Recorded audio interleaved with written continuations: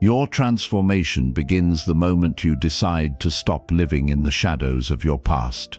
Imagine waking up every single day with a fire inside you, knowing exactly who you are and what you're capable of.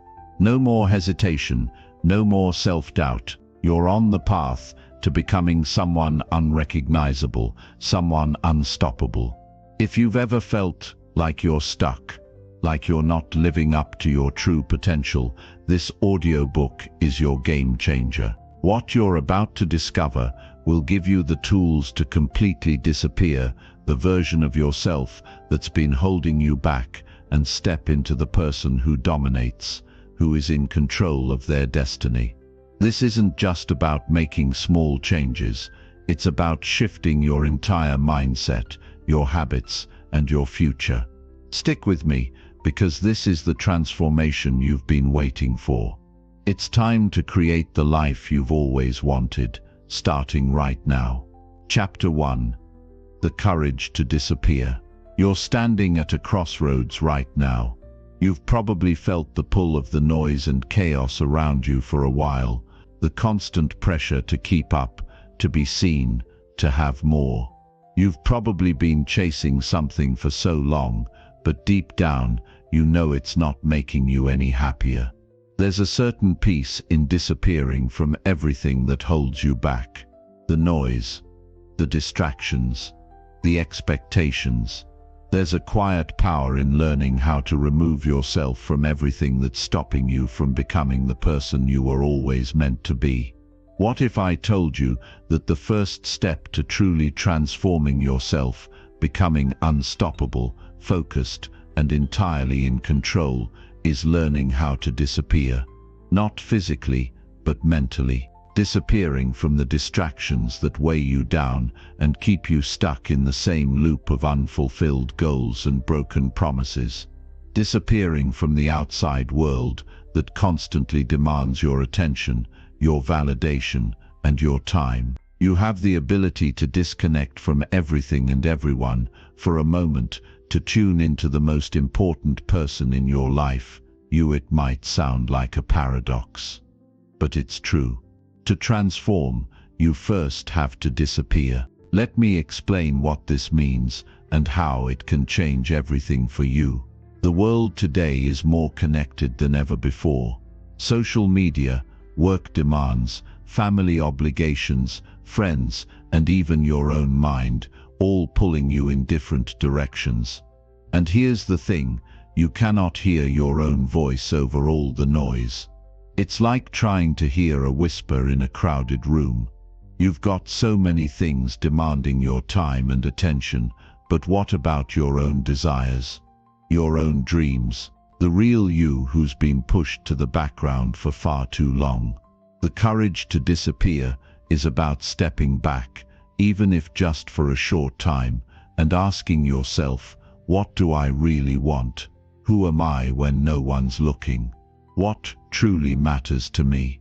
It's easy to get swept up in the momentum of life, to be dragged along by the currents of everyone else's desires. But to transform yourself, you must first have the courage to step away from everything that isn't your truth. The truth is, most of us are terrified of disappearing. We fear being alone with our thoughts. We fear what we might find when we're not distracted by the noise. But what if I told you that the silence is where your power lies? When you disappear from the chaos, from the pressures to perform, from the constant need to be seen and heard, you'll discover the quiet strength inside of you that's been waiting to be unleashed. Now, disappearing doesn't mean checking out of life completely. It doesn't mean abandoning the people you love or disconnecting from your responsibilities. What it means is learning to be still, to disconnect from the constant barrage of external input, and to tune into your own internal guidance. Think of it as hitting the reset button for your life. We're all conditioned to live in a state of doing. We're told that we must constantly be busy, constantly choosing, constantly striving. And while action is important, it's only through moments of stillness that we can access our deepest potential. It's in the quiet moments that you'll discover who you really are and what you're truly capable of. So how do you begin to disappear in a world that's constantly demanding your attention? It starts by getting comfortable with solitude. You need to carve out moments every single day where you're not answering emails, scrolling through social media, or doing anything that takes your focus away from yourself. These moments are crucial for your growth. In these moments you begin to hear your own voice. You can finally listen to your thoughts, your desires, and your heart's true calling. And this is where the real transformation happens. Once you begin to listen to yourself, once you start to reconnect with who you truly are, you begin to shed the layers of expectations that have been placed on you. You start to see the patterns in your life that have been holding you back. You start to realize that you've been living for everyone else but yourself, and when you're ready, when you've built up the strength and clarity, you can begin to step into your true self. But here's the key: disappearing isn't easy. It takes discipline, it takes courage, it takes vulnerability. It takes the strength to let go of old identities, old beliefs, and old habits. It's easy to say, "I want to change," but it's a whole different thing to actually take action. The courage to disappear means you're willing to step into the unknown. You're willing to walk away from the comfort zone of familiarity and into a new version of yourself that is still unfolding. This is where most people falter. They're afraid of what they'll find when they step away from the noise. They're afraid of the silence. But here's the thing: the silence is where all the answers lie. It's in the silence that you find your true desires. It's in the silence that you find your inner strength. It's in the silence that you can begin to rebuild yourself from the ground up. Let's be clear, disappearing isn't about running away. It's about stepping back, so you can step forward with more clarity, more focus, and more intention. It's about removing the distractions, so you can hear the voice inside that's been trying to speak to you all along. To start disappearing, begin by setting boundaries. Say no more often. Protect your time. And when you feel the urge to fill the silence with distractions, resist it. Embrace the quiet moments. They're where the transformation begins. And when you do this consistently, you'll start to see changes. The noise won't have the same grip on you anymore. You'll feel more in control of your time, your energy, and your life. You'll be able to focus on what truly matters: your goals, your growth, and your dreams. The courage to disappear is the courage to own your life. The moment you start disappearing from the noise and distractions, you'll see just how much more focused and driven you become. You'll realize that the power to change your life has always been in your hands. It just took a moment of silence, a moment of disappearing, to help you hear it. Now take that first step. Disappear for just a moment each day. Reconnect with your true self. When you do, you'll find the courage to transform your life in ways you never imagined. The world is waiting for you to step into the person you were always meant to be. And the journey begins with the courage to disappear. Chapter 2: How to Train Your Brain for Unstoppable Focus. Imagine a world where distractions don't hold you back. A world where your mind is sharp, your attention is laser-focused, and you're able to push through any obstacle that comes your way without losing your grip on what matters. You can achieve this. You have the power within you to train your brain to be a force of nature, a tool that works for you, not against you. The secret is unlocking your mind's potential, and with the right techniques, you'll develop a level of focus that most people only dream about. It all starts with your brain. Right now, your mind is like a sponge, constantly soaking up information. Some of it's useful, but much of it is noise, distractions, thoughts that pull you away from your goals, fleeting impulses that interrupt your flow. But what if you could control what your mind soaks in? What if you could choose where your focus goes and have the discipline to keep it there? The good news is, you can. It's all about training your brain to become your ally in the pursuit of your goals. Training your brain to focus isn't something that happens overnight. It's like building any other muscle in your body. At first, it might feel hard. You may get distracted easily, feel frustrated with yourself, or find your mind wandering at the worst possible times. But with consistency, persistence, and the right techniques, you'll start to build focus into a habit. Your brain will no longer be the source of your distractions. It will be your powerhouse for achievement. Start by recognizing that the way you focus isn't about sheer willpower. It's about creating the right environment for focus to thrive. You can't expect to maintain unstoppable focus in a chaotic environment. If you're surrounded by noise, interruptions, or constant distractions, your brain will always be battling for your attention. So the first step is creating a space where focus can flourish.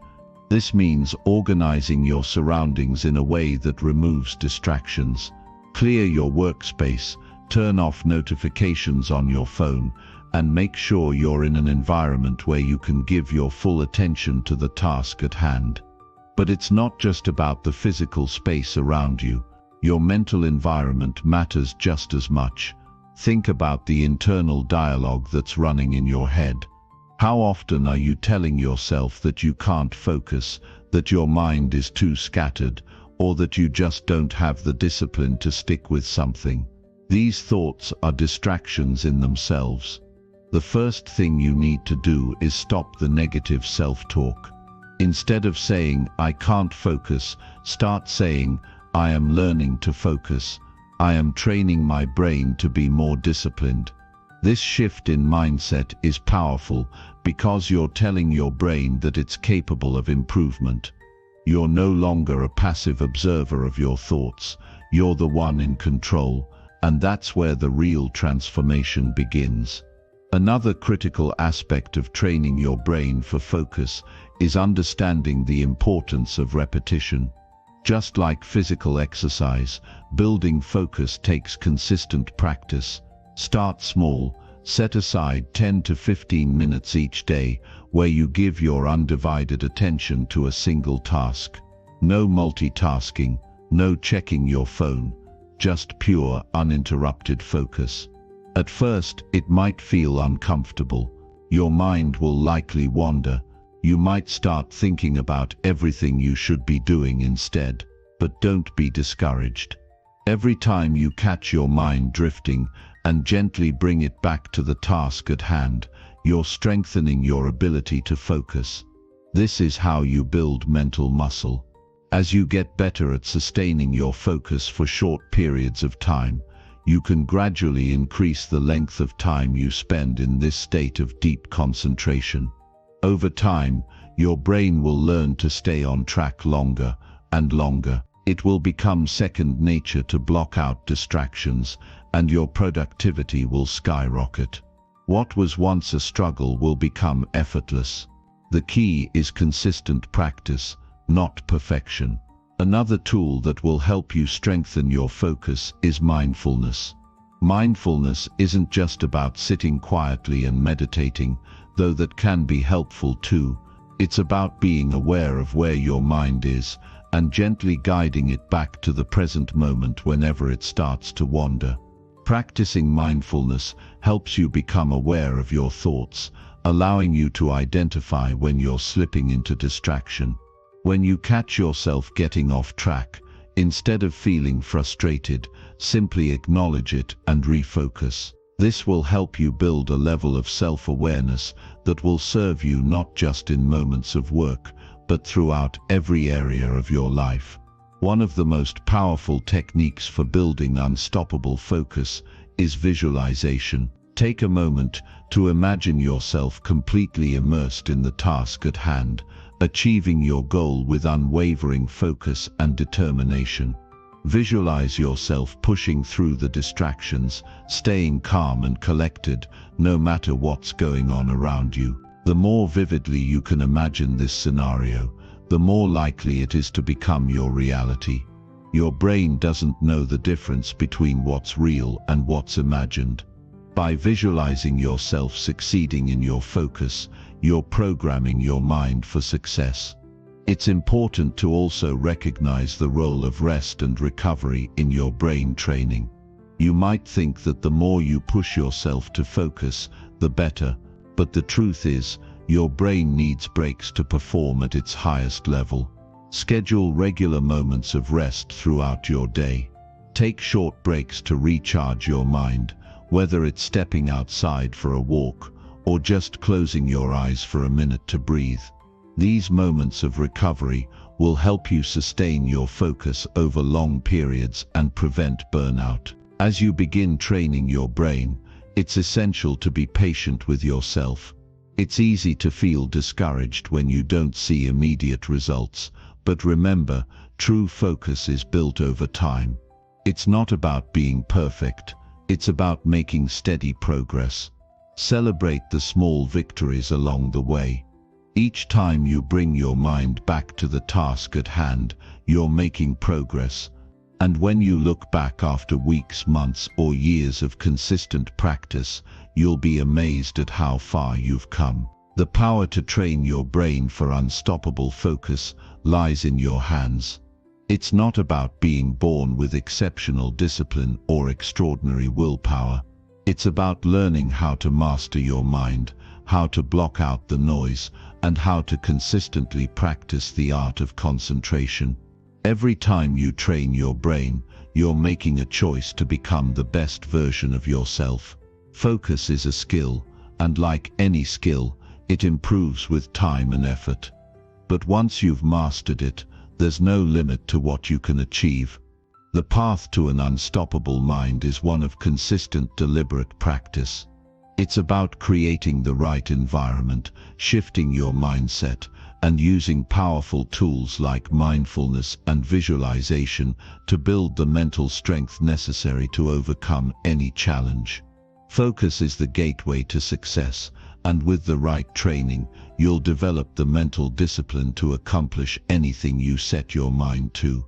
This isn't just about achieving goals, it's about creating a life where focus is your greatest ally, driving you to new heights every single day. Chapter 3. Rewire your brain to overcome any obstacle. You're not just capable of overcoming obstacles, you were built for it.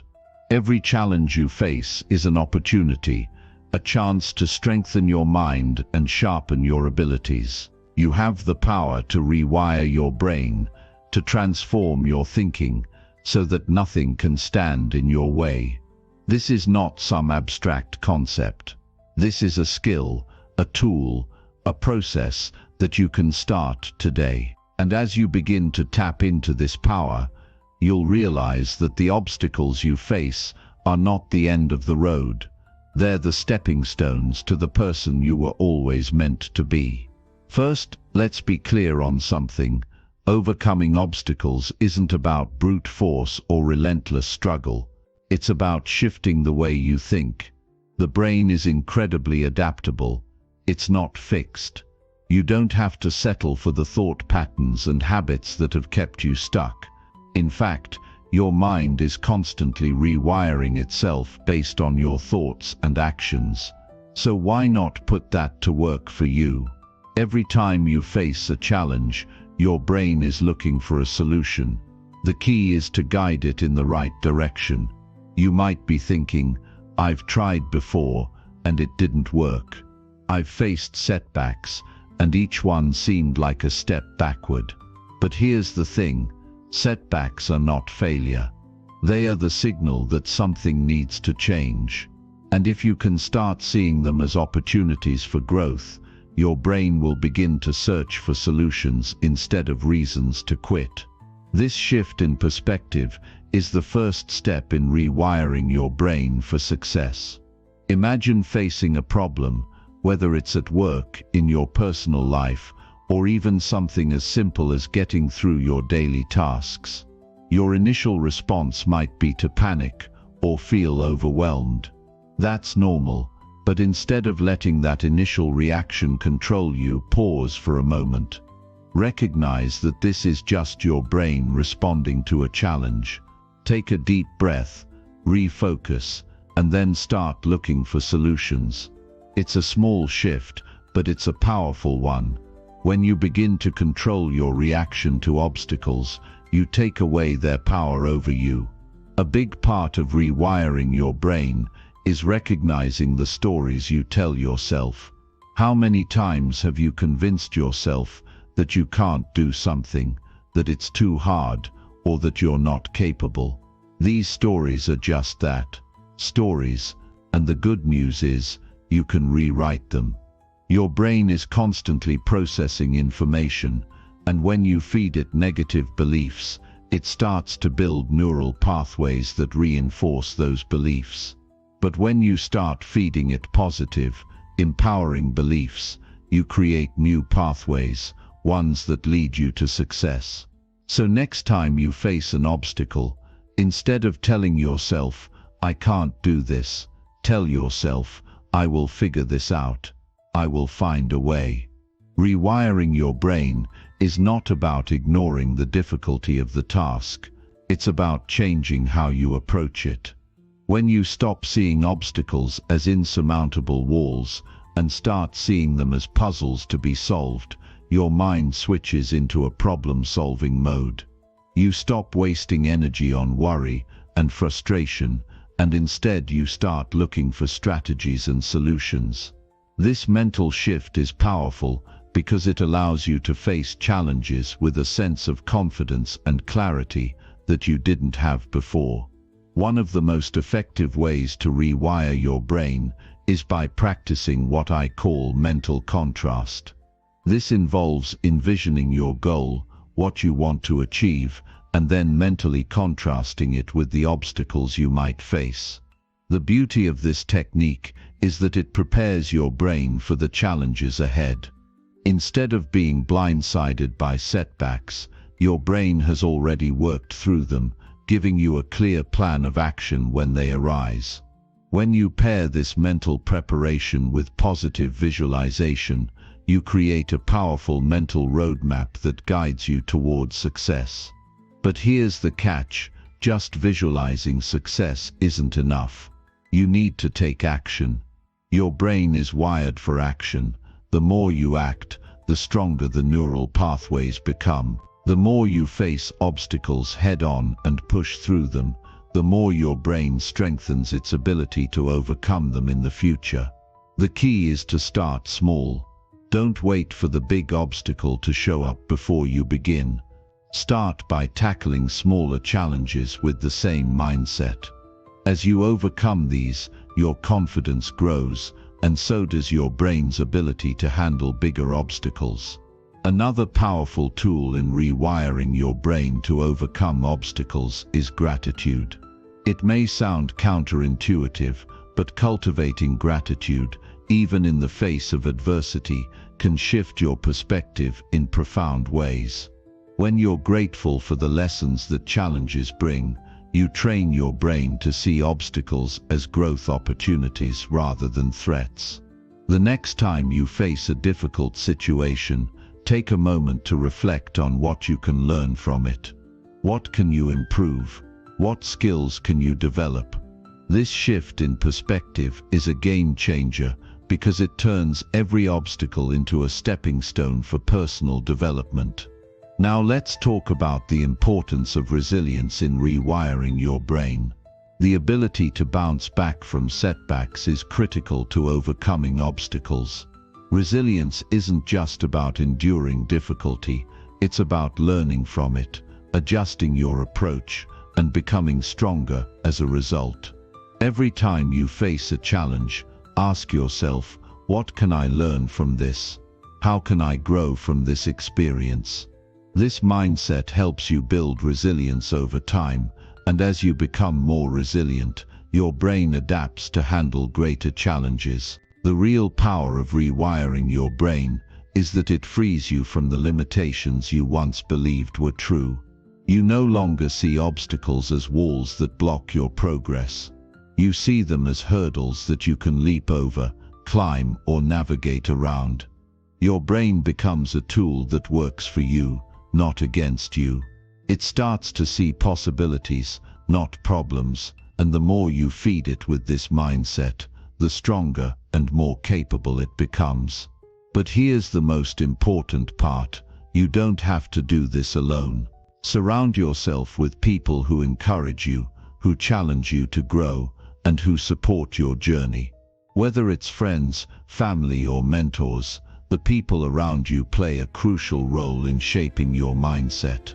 When you have a strong support system, it becomes easier to stay focused, stay positive, and keep moving forward, no matter what obstacles come your way. As you begin to rewire your brain to overcome obstacles, remember that progress isn't always linear. There will be setbacks, there will be moments of doubt, but that's part of the process.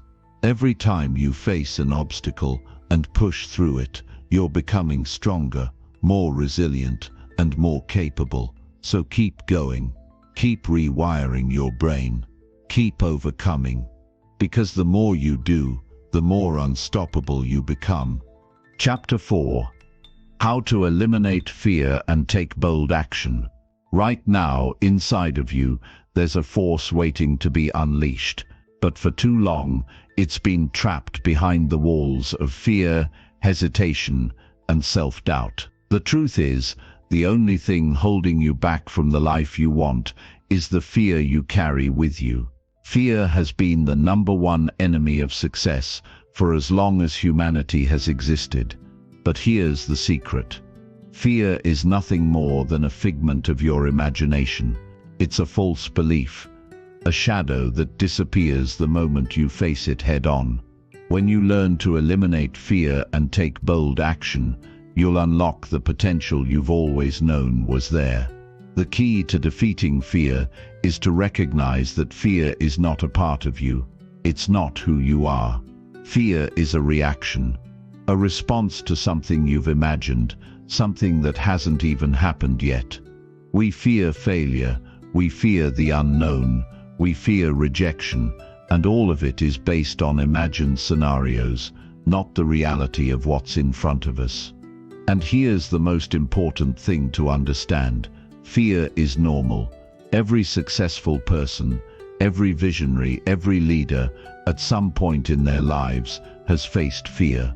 But what separates them from the ones who don't make it is that they chose to act in spite of it. Fear is never going to disappear completely, but your ability to move forward, even with fear in your heart, is what will create the life you desire. Think about it. How many times have you been on the edge of taking action, but held yourself back because of fear? Maybe it's starting that new business, asking for the promotion, or speaking your truth to someone you care about. Every time you hold back, you're giving your fear more power over you. It's like sitting in a dark room with a locked door. You have the key, but you're too afraid to open it. You're too afraid of what's on the other side, when the reality is, the moment you open that door, you're free. You step into the life you've always wanted, and that door no longer has a hold on you. But you have to act. Fear wants you to stay where it's comfortable, to keep you in your familiar cage. But once you realize that the key to freedom is within your grasp, you begin to see that every ounce of fear is just a challenge waiting to be overcome. You're not going to conquer fear with brute force. You're going to conquer it with courage. Courage is not the absence of fear, it's the decision to act in spite of it. You don't need to wait for the fear to vanish. You don't need to wait for everything to feel perfect. If you wait for perfect conditions, you'll wait forever. The key is to take action, even when it feels scary, even when you're unsure. The moment you take that first step, something magical happens. Fear begins to lose its grip.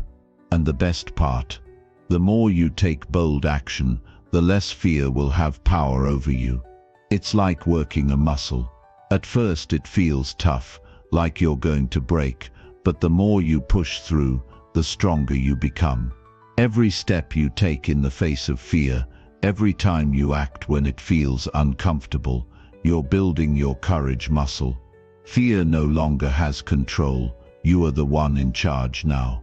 Taking bold action doesn't mean you have to jump off a cliff or make a radical life-changing move tomorrow. Bold action can be as simple as making that one phone call, sending that email, or taking that small step toward your goal.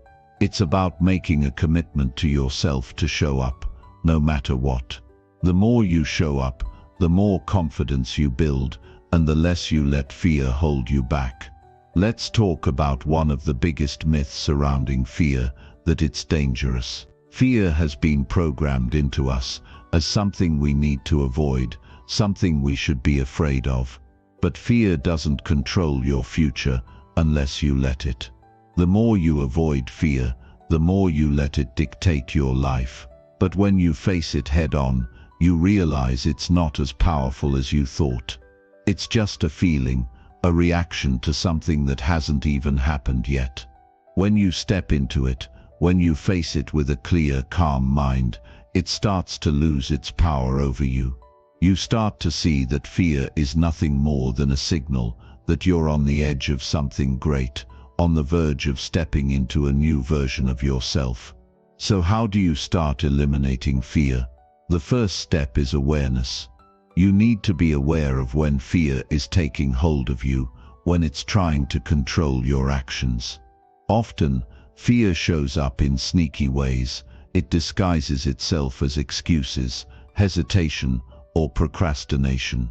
You'll think of every reason why you can't do something, why you're not ready, why it's not the right time. But that's fear talking. And once you become aware of it, once you can spot it, you can choose to take action anyway. The next step is to embrace the discomfort. Understand that growth doesn't come from staying comfortable. It comes from pushing through the discomfort and doing the things that scare you. The more you do this, the more you stretch yourself and the more you grow.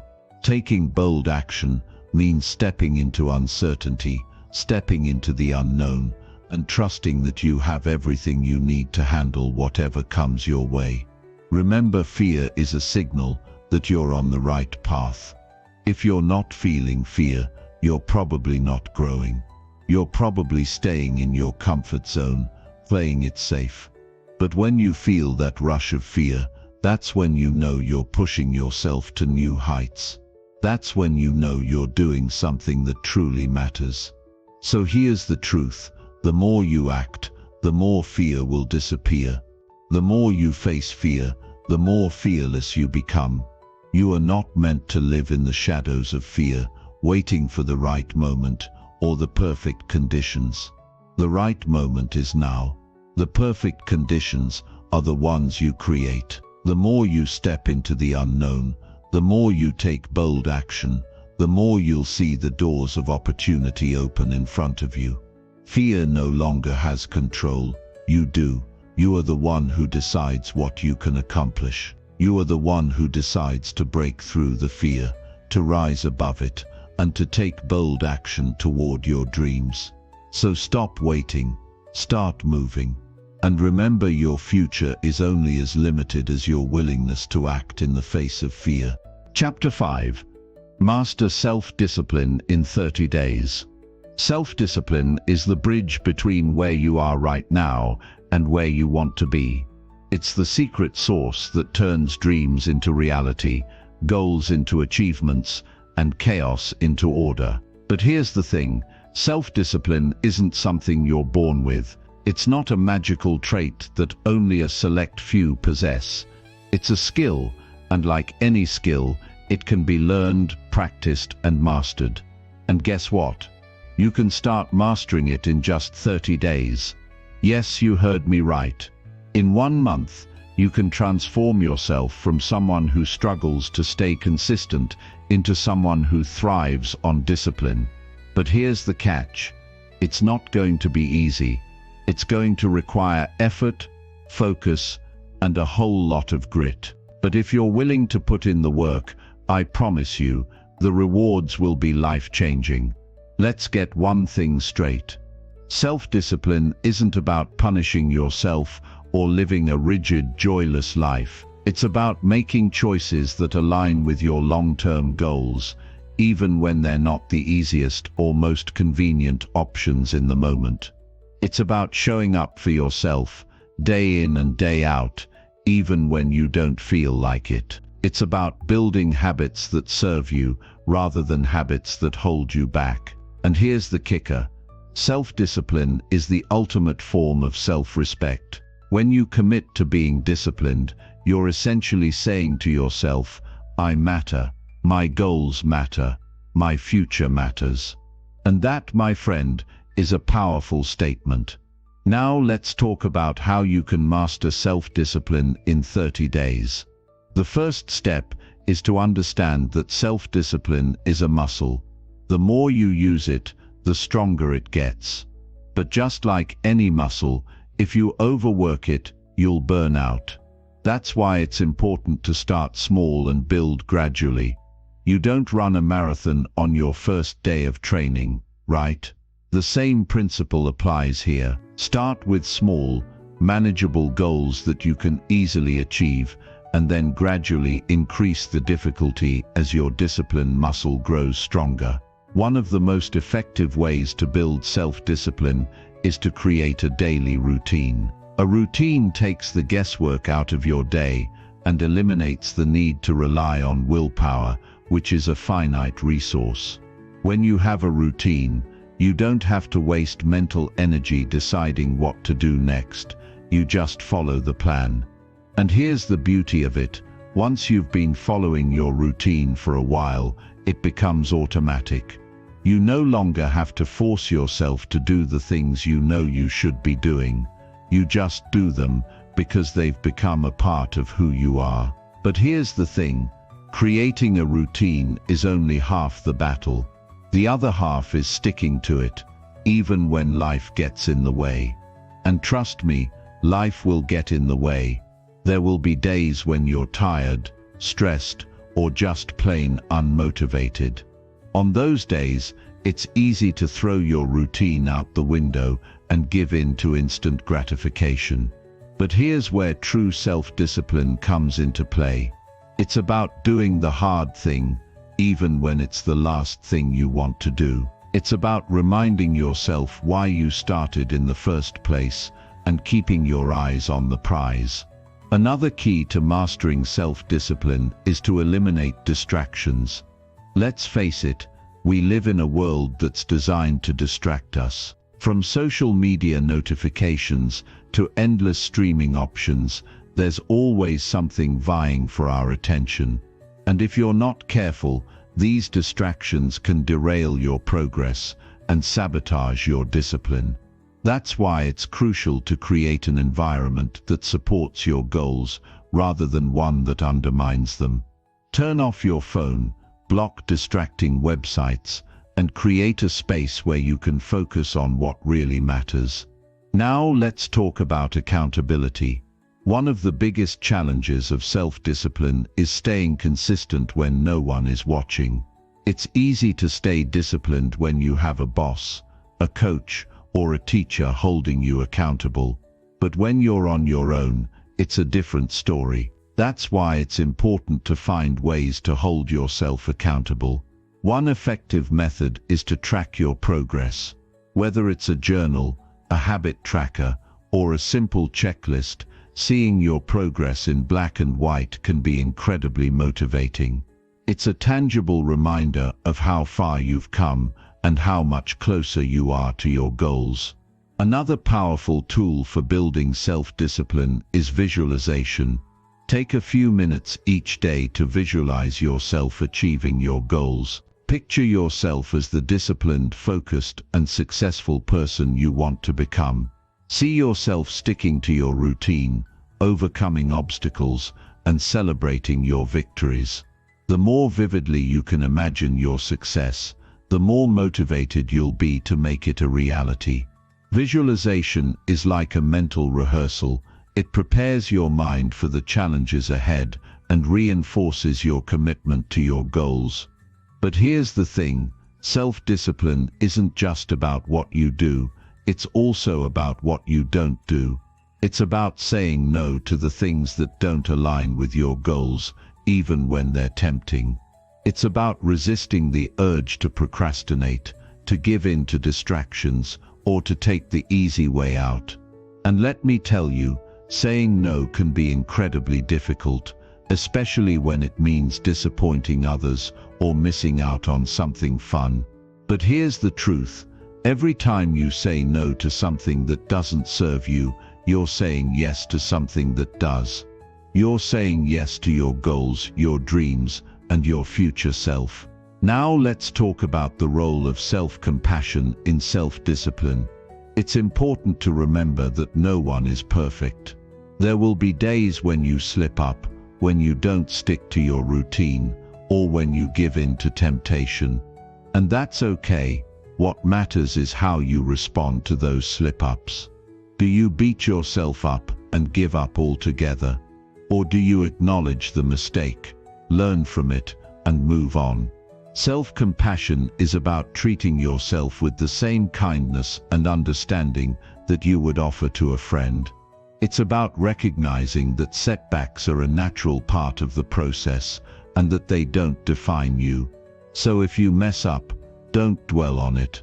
Just pick yourself up, dust yourself off, and get back on track. Finally, let's talk about the importance of celebrating your wins.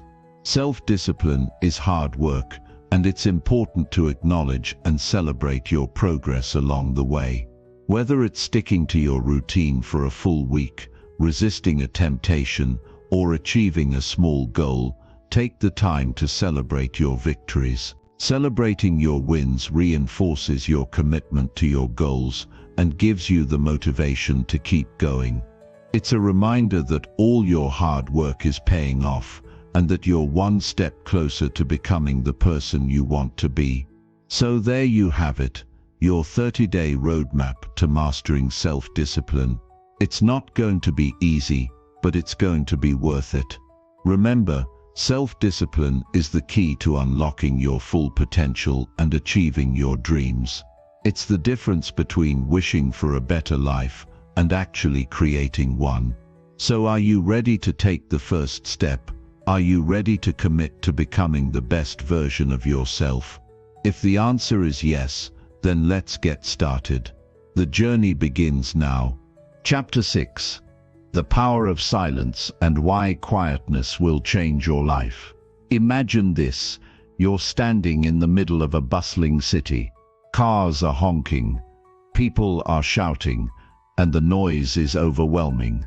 It's chaos. Now imagine stepping into a quiet room, closing the door, and sitting in complete silence. The contrast is jarring, isn't it? That's because silence has a power that noise can never replicate. It's not just the absence of sound, it's the presence of something deeper, something more profound. Silence is where clarity lives. It's where creativity thrives. It's where you find yourself. And if you're not making space for silence in your life, you're missing out on one of the most transformative tools available to you. Let's be real for a second. Our lives are louder than ever. Not just in the literal sense, but in every way. We're bombarded with notifications, emails, social media updates, and endless streams of information. Our minds are constantly racing, jumping from one thought to the next, and it feels like there's no escape. But here's the thing, noise is addictive. It keeps us distracted, busy, and disconnected from what really matters. And the more we fill our lives with noise, the harder it becomes to hear our own thoughts, let alone our own intuition. That's why silence is so powerful. It's a reset button for your mind. It's a way to step back from the chaos and reconnect with what's truly important. Now, I know what you're thinking. Silence sounds great in theory, But how do you actually make it work in a world that never stops? The truth is, it's not about finding complete silence. It's about creating moments of quiet in your day. It's about carving out pockets of stillness where you can breathe, reflect, and just be.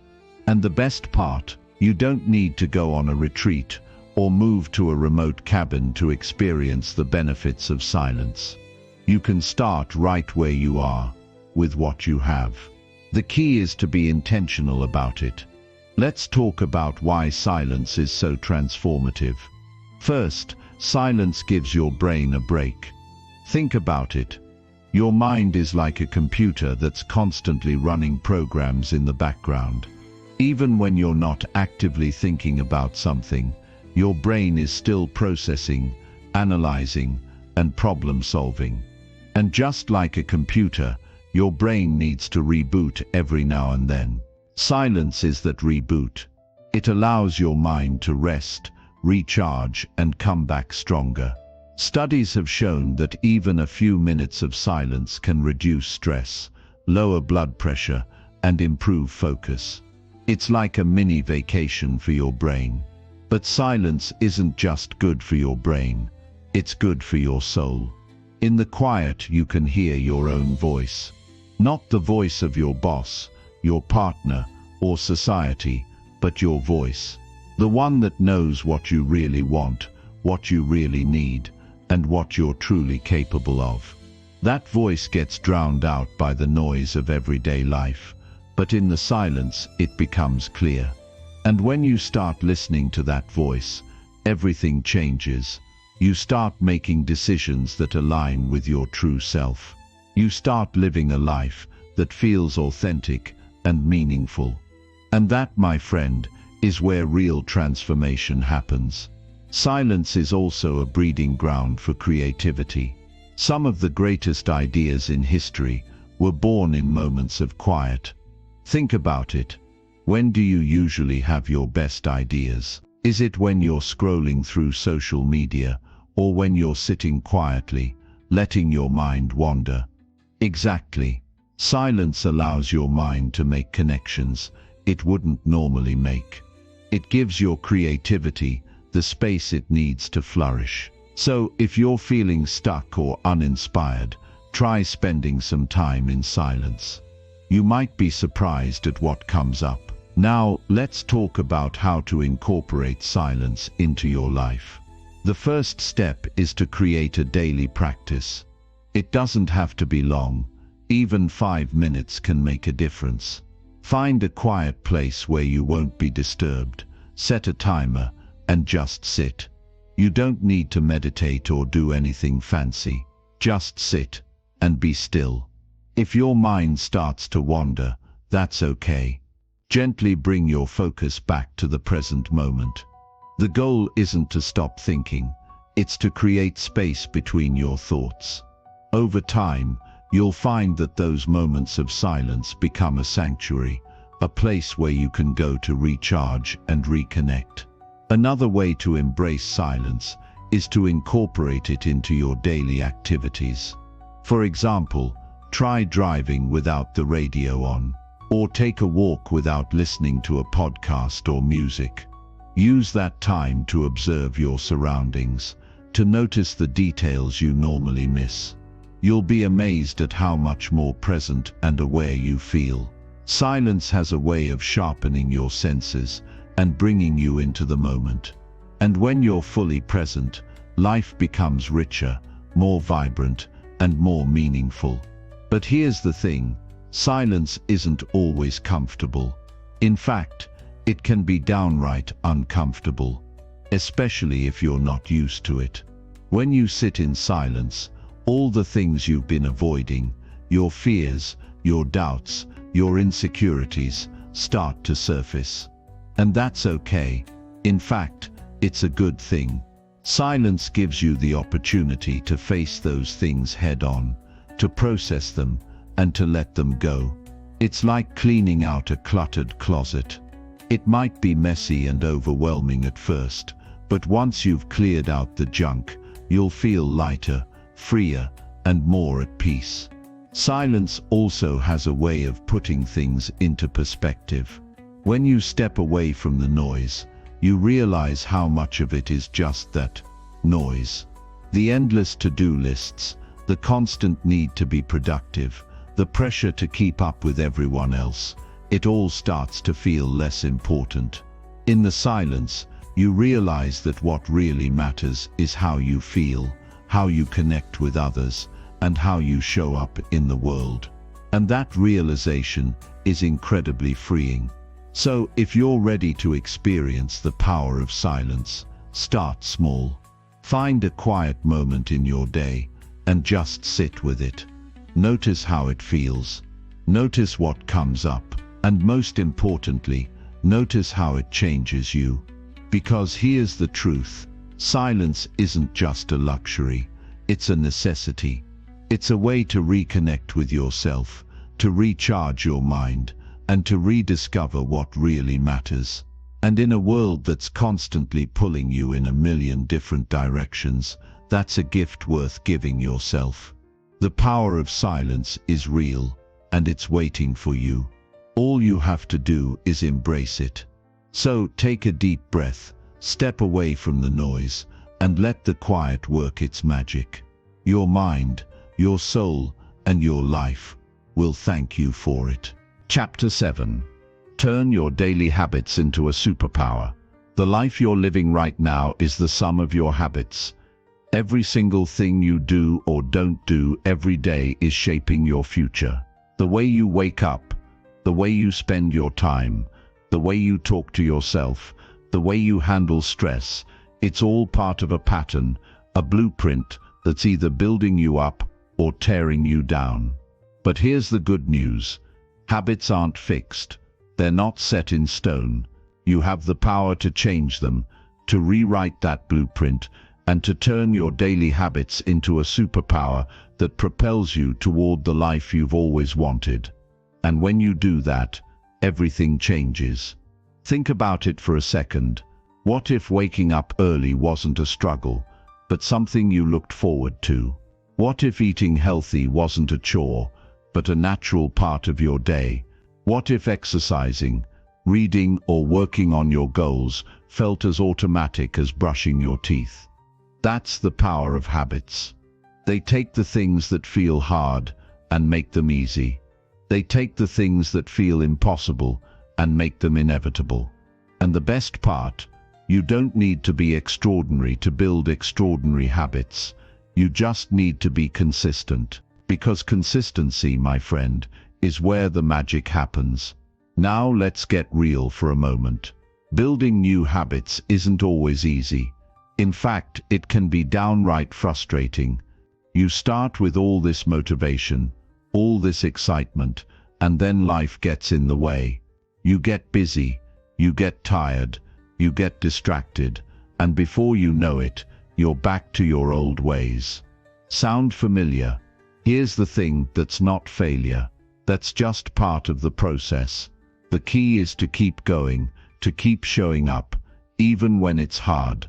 Because every time you show up, you're strengthening that habit muscle. And over time, it gets stronger and stronger, until one day, it's just who you are. So how do you turn your daily habits into a superpower? It starts with understanding how habits work. Every habit has three parts: a cue, a routine, and a reward. The cue is what triggers the habit, the routine is the habit itself, and the reward is what reinforces it. For example, let's say you want to start a habit of going for a run every morning.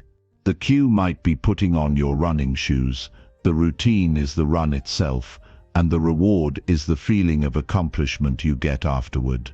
Once you understand this loop, you can start to hack it. You can create cues that make it easier to start the habit, routines that are simple and sustainable, and rewards that keep you motivated. But here's the thing, not all habits are created equal. Some habits have a bigger impact on your life than others. These are what I like to call keystone habits. Keystone habits are the ones that create a ripple effect, influencing other areas of your life in positive ways. For example, exercising regularly is a keystone habit because it doesn't just improve your physical health, it also boosts your mood, increases your energy, and makes you more productive. Similarly, journaling is a keystone habit because it helps you process your thoughts, set goals, and stay focused. When you identify and focus on your keystone habits, you amplify their impact and create positive change in multiple areas of your life at once. Now let's talk about how to actually build these habits. The first step is to start small, like really small. Most people make the mistake of trying to change too much too soon, and that's why they fail. Instead of trying to overhaul your entire life overnight, focus on one tiny habit that you can easily incorporate into your day. For example, if you want to start meditating, don't aim for 30 minutes right away. Start with 1 minute, just 1 minute of sitting quietly and focusing on your breath. It might not seem like much, but it's enough to get the ball rolling. And once you've mastered that 1 minute, you can gradually increase it. The key is to make the habit so easy that you can't say no. Another important aspect of building habits is to create a supportive environment. Your environment has a huge impact on your behavior, whether you realize it or not. If you're trying to eat healthier, but your kitchen is filled with junk food, you're setting yourself up for failure. On the other hand, if you stock your fridge with healthy options and keep the junk food out of sight, you're making it easier to stick to your goals. The same principle applies to other habits. If you want to read more, keep a book on your nightstand. If you want to exercise more, lay out your workout clothes the night before. Small changes like these can make a big difference. Accountability is another powerful tool for building habits. When you're accountable to someone else, whether it's a friend, a coach, or an online community, you're more likely to follow through. That's because accountability adds an extra layer of motivation. You don't just want to let yourself down, you don't want to let someone else down either. So find someone who shares your goals and check in with them regularly. Share your progress, celebrate your wins, and lean on them for support when you're struggling. Having someone in your corner can make all the difference. But here's the thing, building habits isn't just about what you do, it's also about how you think. Your mindset plays a huge role in your ability to stick to new habits. If you approach habit building with a sense of curiosity and experimentation, rather than pressure and perfectionism, you're much more likely to succeed. Instead of beating yourself up when you slip up, ask yourself what you can learn from the experience.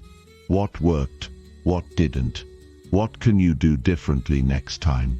When you approach habit building as a learning process, rather than a pass-fail test, you take the pressure off and make it more enjoyable. Finally, let's talk about the importance of celebrating your wins. When you're building new habits, it's easy to focus on how far you still have to go, rather than how far you've come. But here's the truth, every small win is worth celebrating. Every time you choose the salad over the fries, every time you go for a walk instead of scrolling through social media, every time you sit down to meditate instead of hitting snooze, that's a win. And when you celebrate those wins, no matter how small, you reinforce the behavior and make it more likely to stick. So take a moment to acknowledge your progress. Give yourself a pat on the back. You're doing better than you think. The bottom line is this, your habits are your superpower. They have the power to transform your health, your relationships, your career, and your life. But like any superpower, they require practice, patience, and persistence. So start small, stay consistent, and keep going. Because every habit you build is a step toward the life you've always wanted. And when you turn your daily habits into a superpower, there's no limit to what you can achieve. Chapter 8. How to cultivate unbreakable resilience. Life doesn't care about your plans. It doesn't care about your dreams, your goals, or your carefully crafted to-do lists. Life is messy, unpredictable, and often unfair. And just when you think you've got it all figured out, it has a way of throwing you a curveball that knocks you off your feet. But here's the thing, it's not the curveballs that define you, it's how you respond to them. That's where resilience comes in. Resilience is the ability to bounce back from setbacks, to keep going when everything in you wants to quit, and to find strength in the face of adversity. It's not something you're born with, it's something you build. And if you're willing to put in the work, you can cultivate a level of resilience that's unbreakable. Let's get one thing straight. Resilience isn't about avoiding pain or pretending everything is fine when it's not. It's not about being tough or stoic or never showing weakness. Resilience is about facing your struggles head-on, feeling the pain, and then finding a way to move forward anyway. It's about acknowledging that life is hard, but refusing to let it break you. And here's the kicker, the more you practice resilience, the stronger you become. Every challenge you face, every obstacle you overcome, every setback you bounce back from, it all adds up. And over time, you develop a kind of inner strength that can withstand anything life throws your way. So, how do you cultivate unbreakable resilience? It starts with your mindset. The way you think about challenges has a huge impact on how you handle them. If you see setbacks as failures, as proof that you're not good enough, or that the world is against you, you're going to struggle. But if you see setbacks as opportunities to learn, to grow, and to become stronger, you're already halfway there. It's all about perspective. When something goes wrong, instead of asking, "Why is this happening to me?" try asking, "What can I learn from this?" Or "How can I use this to become better?" That shift in mindset can make all the difference. Another key to building resilience is to develop a strong sense of purpose. When you have a clear sense of why you're doing what you're doing, it's easier to keep going, even when things get tough. Your purpose is your anchor. It's what keeps you grounded when the storms of life are raging around you. So, take some time to think about your why. Why do you get up in the morning? What drives you?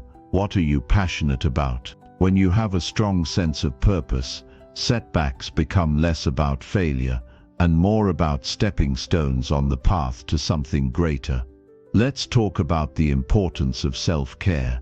You can't pour from an empty cup, and you can't build resilience if you're running on empty. Taking care of yourself, physically, mentally, and emotionally, is essential. That means getting enough sleep, eating well, exercising regularly, and making time for activities that recharge you. It also means setting boundaries and saying no to things that drain your energy. Self-care isn't selfish, it's necessary. When you take care of yourself, you're better equipped to handle whatever life throws your way. Another powerful tool for building resilience is gratitude. When you're going through a tough time, it's easy to focus on everything that's going wrong. But if you can shift your focus to what's going right, even in small ways, it can make a world of difference. Gratitude helps you see the good in your life, even when things are hard. It reminds you that no matter how bad things seem, there's always something to be thankful for. And that perspective can give you the strength to keep going. Now, let's talk about the role of community in building resilience. You don't have to go through life's challenges alone. In fact, one of the best ways to build resilience is to lean on the people around you. Whether it's friends, family, or a support group, having people who care about you and believe in you can make all the difference. When you're struggling, don't be afraid to reach out for help. Share your struggles, ask for advice, and let others support you. Resilience isn't about being a lone wolf. It's about knowing when to lean on others and when to stand on your own. Another important aspect of resilience is adaptability. Life is constantly changing, and the more adaptable you are, the better you'll be able to handle whatever comes your way. That means being open to new ideas, willing to change your plans, and able to pivot when necessary. It's about being flexible and resourceful rather than rigid and stuck in your ways. When you're adaptable, you're able to find solutions to problems, even when the path forward isn't clear.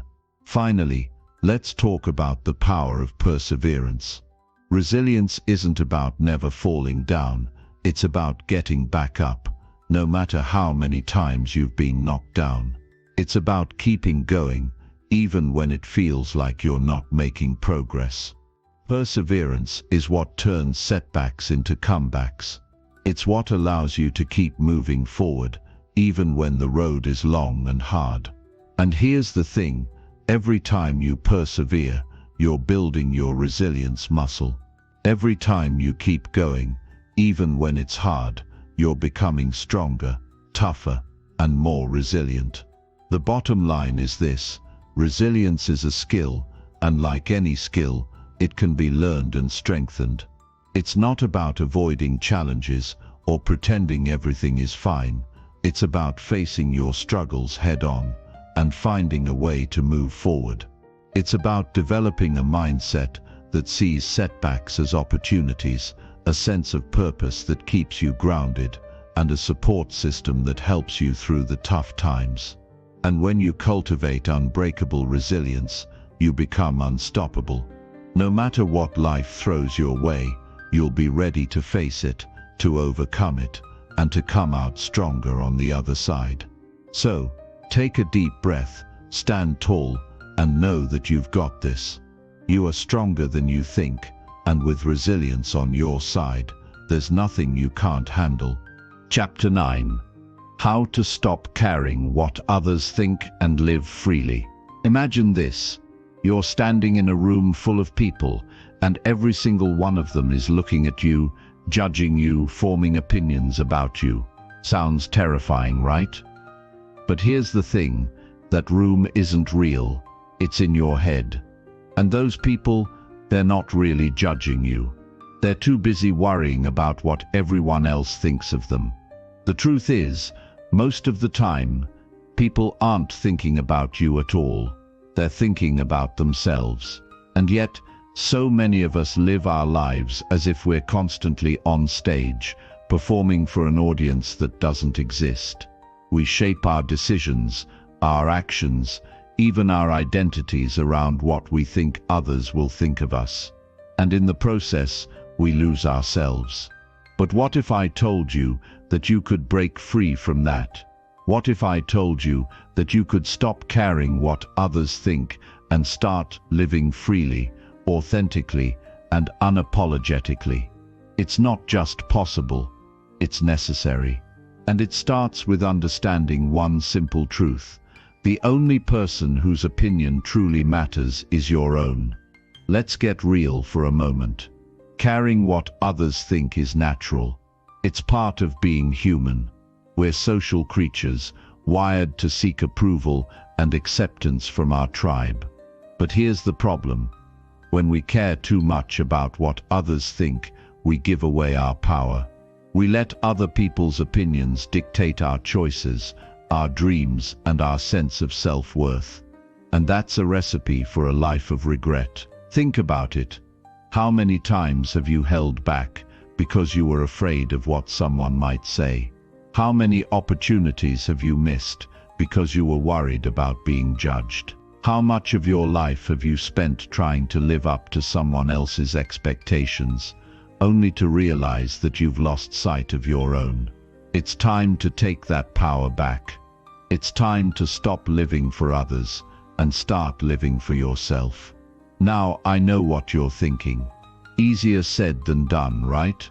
After all, we live in a world that's constantly telling us how to look, how to act, how to be. Social media has turned us all into performers, curating our lives for likes and validation. It's exhausting. But here's the thing. You don't have to play that game. You don't have to conform to anyone else's standards. You don't have to seek approval from people who don't truly know you or care about you. The only approval you need is your own. And when you start living from that place, everything changes. You become freer, happier, and more authentic. You start making choices that align with your values, your passions, and your true self. And that, my friend, is where real freedom begins. So how do you stop caring what others think? It starts with self-awareness. You need to recognize when you're making decisions based on fear of judgment rather than your own desires. Pay attention to those moments when you feel yourself shrinking, holding back, or pretending to be someone you're not. Ask yourself, why am I doing this? Is it because I truly want to, or because I'm afraid of what someone might think? Once you start noticing these patterns, you can start to challenge them. You can start to make different choices, and over time those choices add up. They build a life that's truly yours, not someone else's. Another key to breaking free from the opinions of others is to cultivate self-compassion. So often, we care what others think because we're seeking validation. We want to feel worthy, accepted, and loved. But here's the truth. You don't need anyone else's approval to feel those things. You can give them to yourself. Start by treating yourself with kindness and understanding. When you make a mistake, don't beat yourself up. When you're struggling, don't judge yourself. Instead, talk to yourself the way you would talk to a friend. Remind yourself that you're human, that you're doing the best you can, and that you're worthy of love and acceptance just as you are. When you fill your own cup, you stop looking to others to fill it for you. Let's talk about the importance of setting boundaries. One of the reasons we care so much about what others think is that we let their opinions take up too much space in our lives. We allow people to criticize us, to judge us, to make us feel small. But here's the thing. You don't have to let them. You have the power to set boundaries. You have the right to say, this is my life, and I get to decide how I live it. That doesn't mean you have to cut people out of your life or stop caring about their feelings. It just means that you're no longer willing to let their opinions control you. It means that you're choosing to prioritize your own well-being and happiness over their approval. Another powerful tool for breaking free from the opinions of others is to focus on your own values. When you're clear about what matters to you, it's easier to make decisions that align with your true self, rather than what others expect of you. Take some time to think about your core values. What do you stand for? What kind of person do you want to be? What kind of life do you want to live? When you have a strong sense of your values, you can use them as a compass, guiding your choices and actions. And when you live in alignment with your values, you'll find that the opinions of others matter less and less. Now let's talk about the role of courage. Letting go of what others think takes courage. It means being willing to stand out, to be different, to be yourself, even when it's uncomfortable. It means being willing to risk judgment, criticism, and rejection. But here's the thing, courage isn't the absence of fear, it's the willingness to act in spite of it. Every time you choose to be yourself, even when it's hard, you're building your courage muscle. And over time, it gets stronger. You start to realize that the opinions of others don't have the power to define you or control you. You start to realize that the only person who gets to decide who you are is you. Finally, let's talk about the freedom that comes with letting go of what others think. When you stop living for the approval of others, you open yourself up to a whole new world of possibilities. You start to take risks, to pursue your passions, to live boldly and authentically. You start to attract people who love and accept you for who you truly are, rather than who you're pretending to be. And most importantly, you start to feel a sense of peace and freedom that comes from knowing that you're living your life on your own terms. You don't owe anyone an explanation for who you are or how you live your life. You don't need anyone's permission to be yourself. The only person whose opinion truly matters is your own. So take a deep breath, let go of the need for approval, and start living freely. Because when you stop caring what others think, you give yourself the greatest gift of all, the freedom to be you. And there's nothing more powerful than that. Chapter 10. The one thing you must do every day to change your life. Every single person who has ever reached the top of their game, who has ever made an impact, or who has ever changed the course of their life, has done one thing without fail: they showed up. Every day, they made the decision to take action, no matter how small or uncomfortable. They understood that the most powerful thing they could do was commit to something bigger than their fear, bigger than their excuses, bigger than their doubts. And that thing, that one simple but profound act, was showing up every single day. The truth is, the world doesn't change in big leaps. It doesn't change when you make one grand gesture, one huge breakthrough. Real, lasting change happens in the small, everyday actions that stack on top of each other, building momentum until you look back and realize how far you've come. It's not about doing something massive once in a while. It's about showing up and doing the work day in and day out. This is the key that unlocks everything. You don't need to have all the answers. You don't need to know exactly how everything is going to work out. What you need is to show up.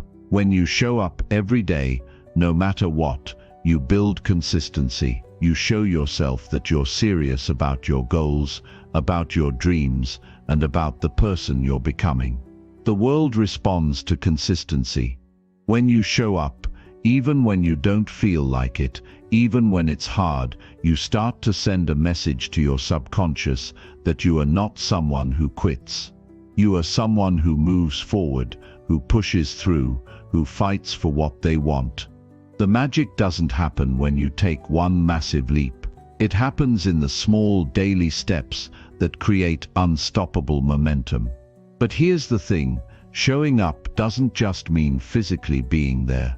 It's about showing up with purpose, with intention, and with full engagement. Too many people go through the motions, showing up without actually committing to the work. They may be physically present, but their mind is somewhere else, their heart is disconnected, and their effort is half-hearted. When you show up, you must show up with everything you've got. You must bring your full energy, your full focus, and your full commitment. It's about being present, about making the most of the moment, and about giving it your all every single time. The power of showing up is that it removes the pressure. When you make the decision that all you have to do is show up, you take the burden off of yourself. You don't have to know all the steps. You don't have to have everything figured out. All you have to do is take that first step and trust that the next step will appear once you're on the path. It's like driving through the fog. You can only see a few feet in front of you, but that's all you need. As long as you keep moving forward, the path will reveal itself. The universe responds to action. When you show up, you signal that you are ready to receive the opportunities, the people, and the experiences that align with your purpose. Imagine the transformation that happens when you make showing up a non-negotiable part of your life. Imagine the power you'll harness when you decide that no matter what, you are going to take action toward your goals every single day. This is the secret that successful people know. This is the difference between those who wish for a better life and those who actually create one. It's not about working harder or working smarter. It's about working consistently. Showing up every day is the foundation for everything else. And here's the best part. Showing up every day doesn't mean you have to be perfect. It doesn't mean you have to be flawless or even have everything figured out. It means you're willing to take imperfect action. It means that you're not letting fear or uncertainty stop you. When you show up, you take what you have and do what you can with it. And that is enough. The magic is in the repetition. The magic is in the daily commitment. You don't have to get everything right. You just have to show up. There will be days when you don't feel like it. There will be days when you want to give up, when the obstacles feel insurmountable, when your energy is low, and when everything inside you says, quit. But those are the days when showing up matters the most. Those are the days that will define you. When you push through on those days, you prove to yourself that you are stronger than your doubts, stronger than your fear, stronger than your excuses. Those days build the character that success is made of. It's easy to show up when everything is going well. It's easy to be consistent when you're feeling energized, motivated, and inspired. But the true test comes when life gets tough. That's when showing up becomes a choice. And when you choose to show up, no matter what, you choose to change your life. You choose to build the foundation for your success. You choose to say, I am in control. I will not let circumstances dictate my future. I will keep showing up, no matter how hard it gets. And that's how you change your life. It's not about waiting for the right moment, for the perfect conditions, or for everything to fall into place. It's about showing up every day with purpose and intention. It's about building the habit of consistency, making it a non-negotiable part of who you are. When you show up, you create your own momentum. You create your own success. You build your own path, one small step at a time. And before you know it, you'll look back and realize that the life you dreamed of was built by the small, consistent actions you took every day. So don't wait. Show up and watch how your life begins to change. Chapter 11. How to stop procrastinating and get things done now. Imagine, just for a moment, that everything you've ever wanted is right in front of you. Every goal, every dream, every aspiration within reach. But there's one thing standing between you and all that success: procrastination.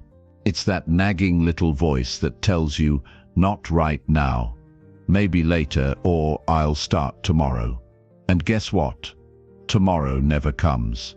It's easy to get caught up in the illusion of time, thinking there's always a better moment, always a more convenient time, always another day to start. But if there's one truth that every successful person knows, it's this: the only time you have is right now. The longer you delay, the further you push your dreams into the distance. But the moment you decide to take action is the moment your life begins to change. It's not about waiting until everything feels perfect. It's not about waiting until you have more time, more energy, or more resources. It's about making the decision right now to take the first step.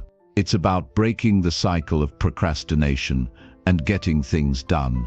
Now, not later, not tomorrow. Because when you delay, you're not just putting off tasks, you're putting off your future. The cost of procrastination isn't just time, it's the potential of who you could be, the person you're meant to become. The key to overcoming procrastination is not to wait for motivation to strike. Motivation doesn't come from wishing, it comes from doing.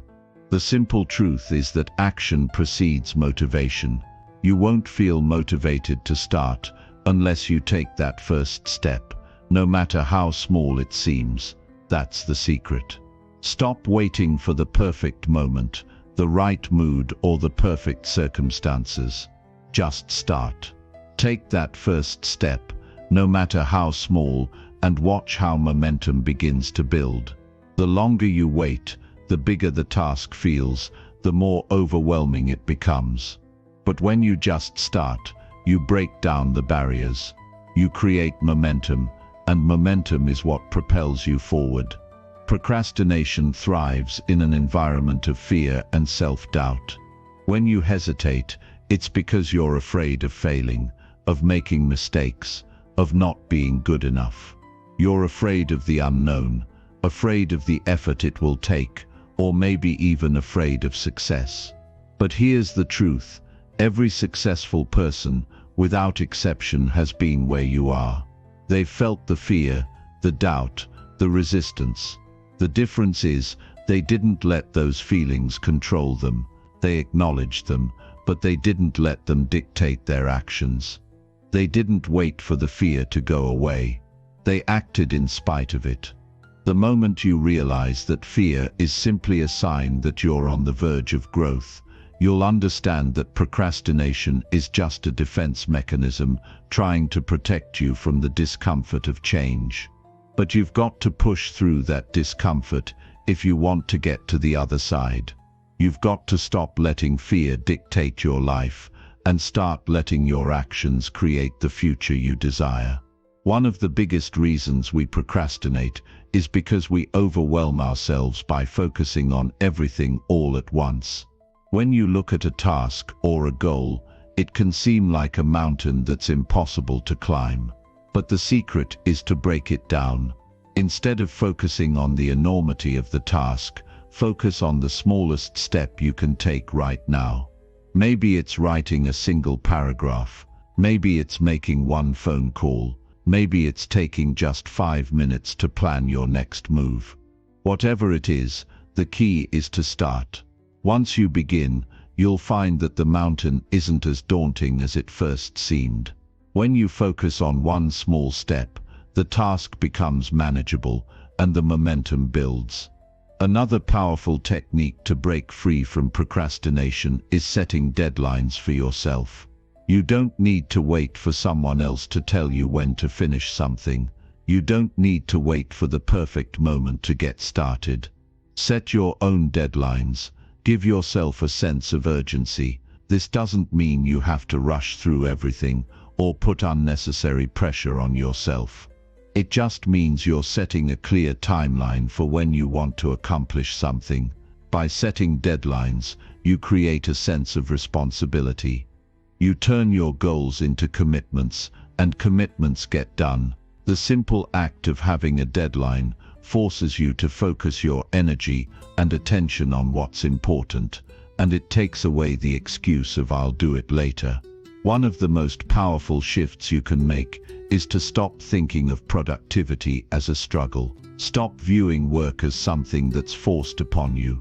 When you shift your mindset from "I have to do this" to "I get to do this," everything changes.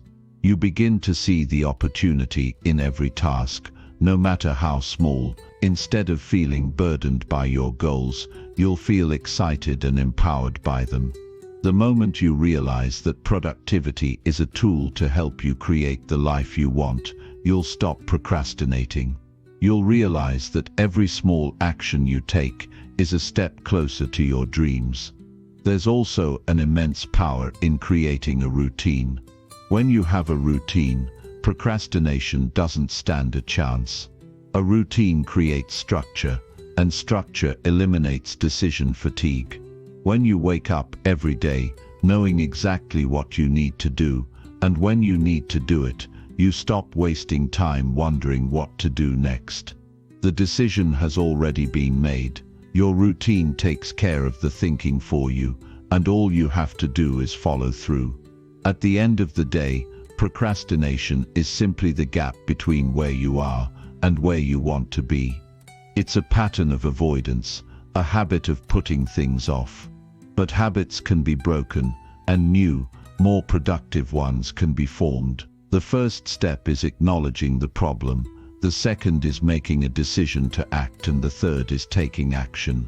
Even if it's imperfect, even if it's small, once you begin to break free from procrastination, you'll see the power of small actions stacking up over time.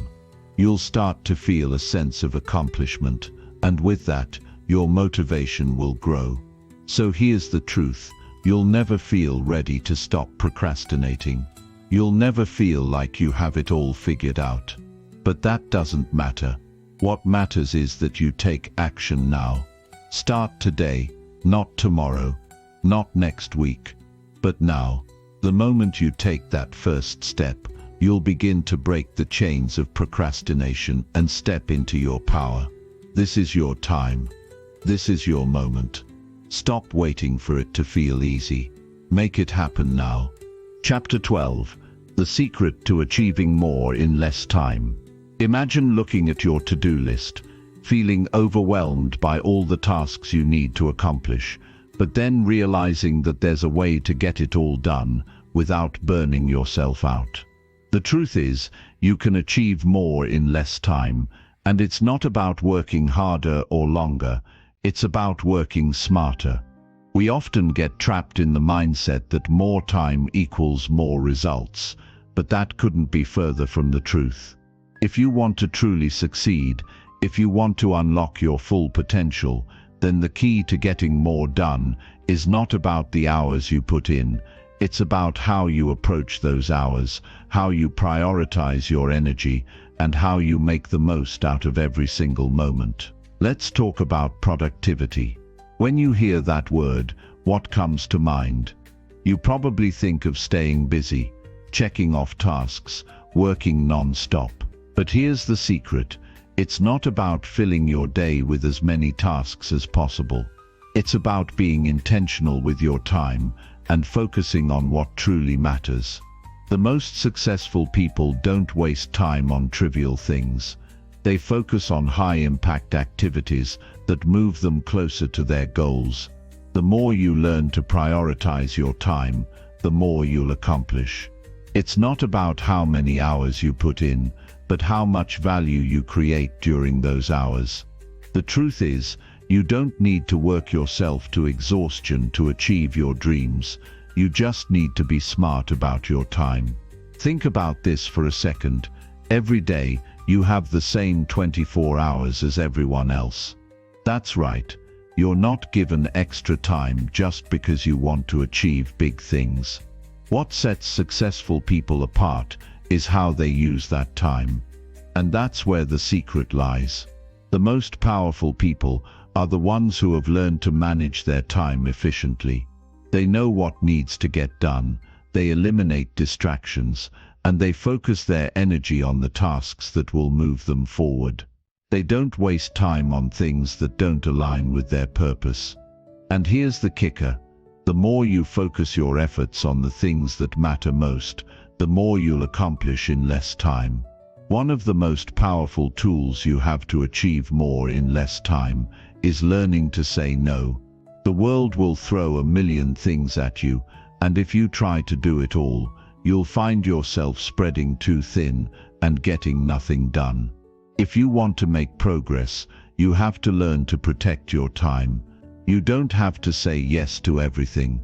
In fact, saying no is one of the most empowering things you can do. When you say no to distractions, to unnecessary meetings, to tasks that don't align with your goals, you're creating space for the things that really matter. And that's where real success comes from. By narrowing your focus, you open up more time to work on the things that will propel you forward. But let's take it even further. It's not just about saying no to others, it's about saying no to yourself. How many times do you find yourself procrastinating, scrolling through social media, or getting distracted by things that aren't important? The first step to achieving more in less time is eliminating those distractions. Focus on the task at hand. Block out the noise. The more you train yourself to stay focused, the more you'll get done in a fraction of the time. Another key to achieving more in less time is understanding the power of deep work. We live in a world full of distractions. Every notification, every email, every ping from your phone pulls your attention away from what matters. But the real magic happens when you can lock yourself into a state of deep, uninterrupted focus. When you do this, you can accomplish in an hour what might take others all day. The secret to achieving more in less time is to eliminate distractions and give yourself the freedom to fully immerse yourself in your work. That means turning off your phone, closing your email, and dedicating blocks of time where you can focus on one task, one goal, and nothing else. When you do this, you're tapping into your highest potential. The key to deep work is not just about being able to focus, it's about being strategic with how you spend your focus. If you're trying to achieve more in less time, you need to focus on the things that are going to move the needle. Stop wasting time on tasks that are low impact. Instead, prioritize the things that have the potential to create the most significant results. What are the activities that are going to push you closer to your goals? What are the actions that will make the biggest difference? That's where you should focus your energy. Another powerful strategy to get more done in less time is leveraging the power of routines. Think about it. When you have a set routine, you eliminate decision fatigue. You don't waste time thinking about what you need to do next, because you already know. The most successful people have routines that allow them to get into flow quickly and easily. When your day is structured, you move from one task to the next with ease. You don't waste time wondering what to do or feeling stuck because your routine already guides you. And routines don't have to be complicated. In fact, the simpler, the better. The more streamlined your routine, the more time you'll save, and the more energy you'll have to focus on what really matters. Time blocking is another incredibly effective way to achieve more in less time. Instead of trying to multitask or jumping from one thing to the next, try setting aside specific blocks of time for each task. This helps you stay focused and ensures that you're dedicating enough time to each task without feeling overwhelmed. The key to time blocking is to be intentional with how you structure your day. Don't just schedule tasks randomly. Think about the energy each task requires and how long it will take to complete. By being intentional about your time, you can make sure you're using your day efficiently and effectively. The final piece of the puzzle is learning how to manage your energy. Time is important, but so is the energy you bring to your work. If you're constantly running on empty, no amount of time management will make a difference. That's why it's crucial to take care of your body and mind. Get enough sleep. Eat healthy. Move your body. The more energy you have, the more productive you'll be. When you're energized, you'll be able to get more done in less time because you're operating at your highest level.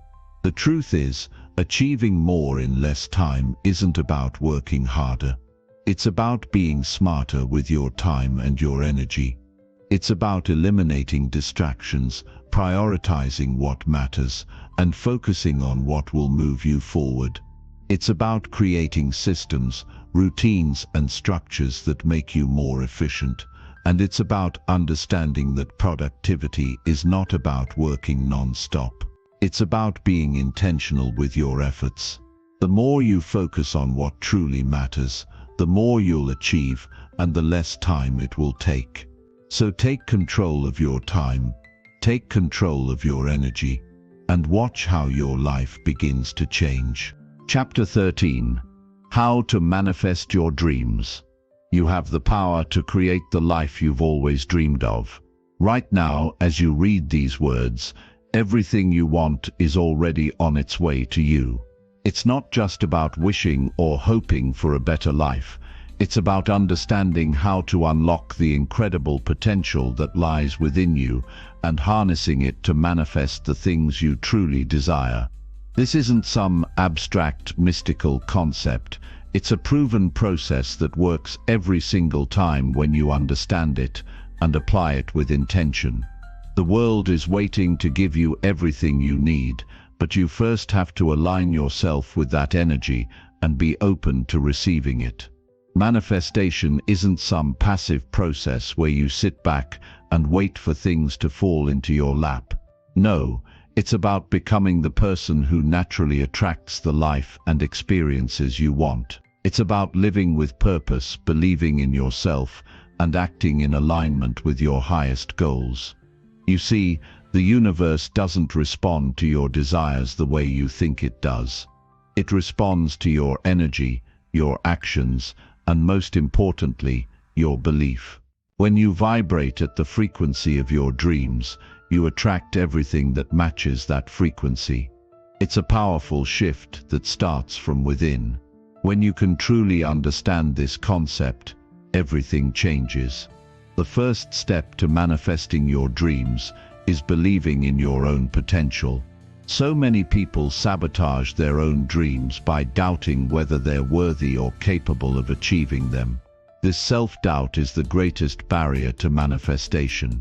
If you don't believe that you deserve what you're dreaming of, how can you possibly expect the universe to deliver it to you? Everything starts with self-belief.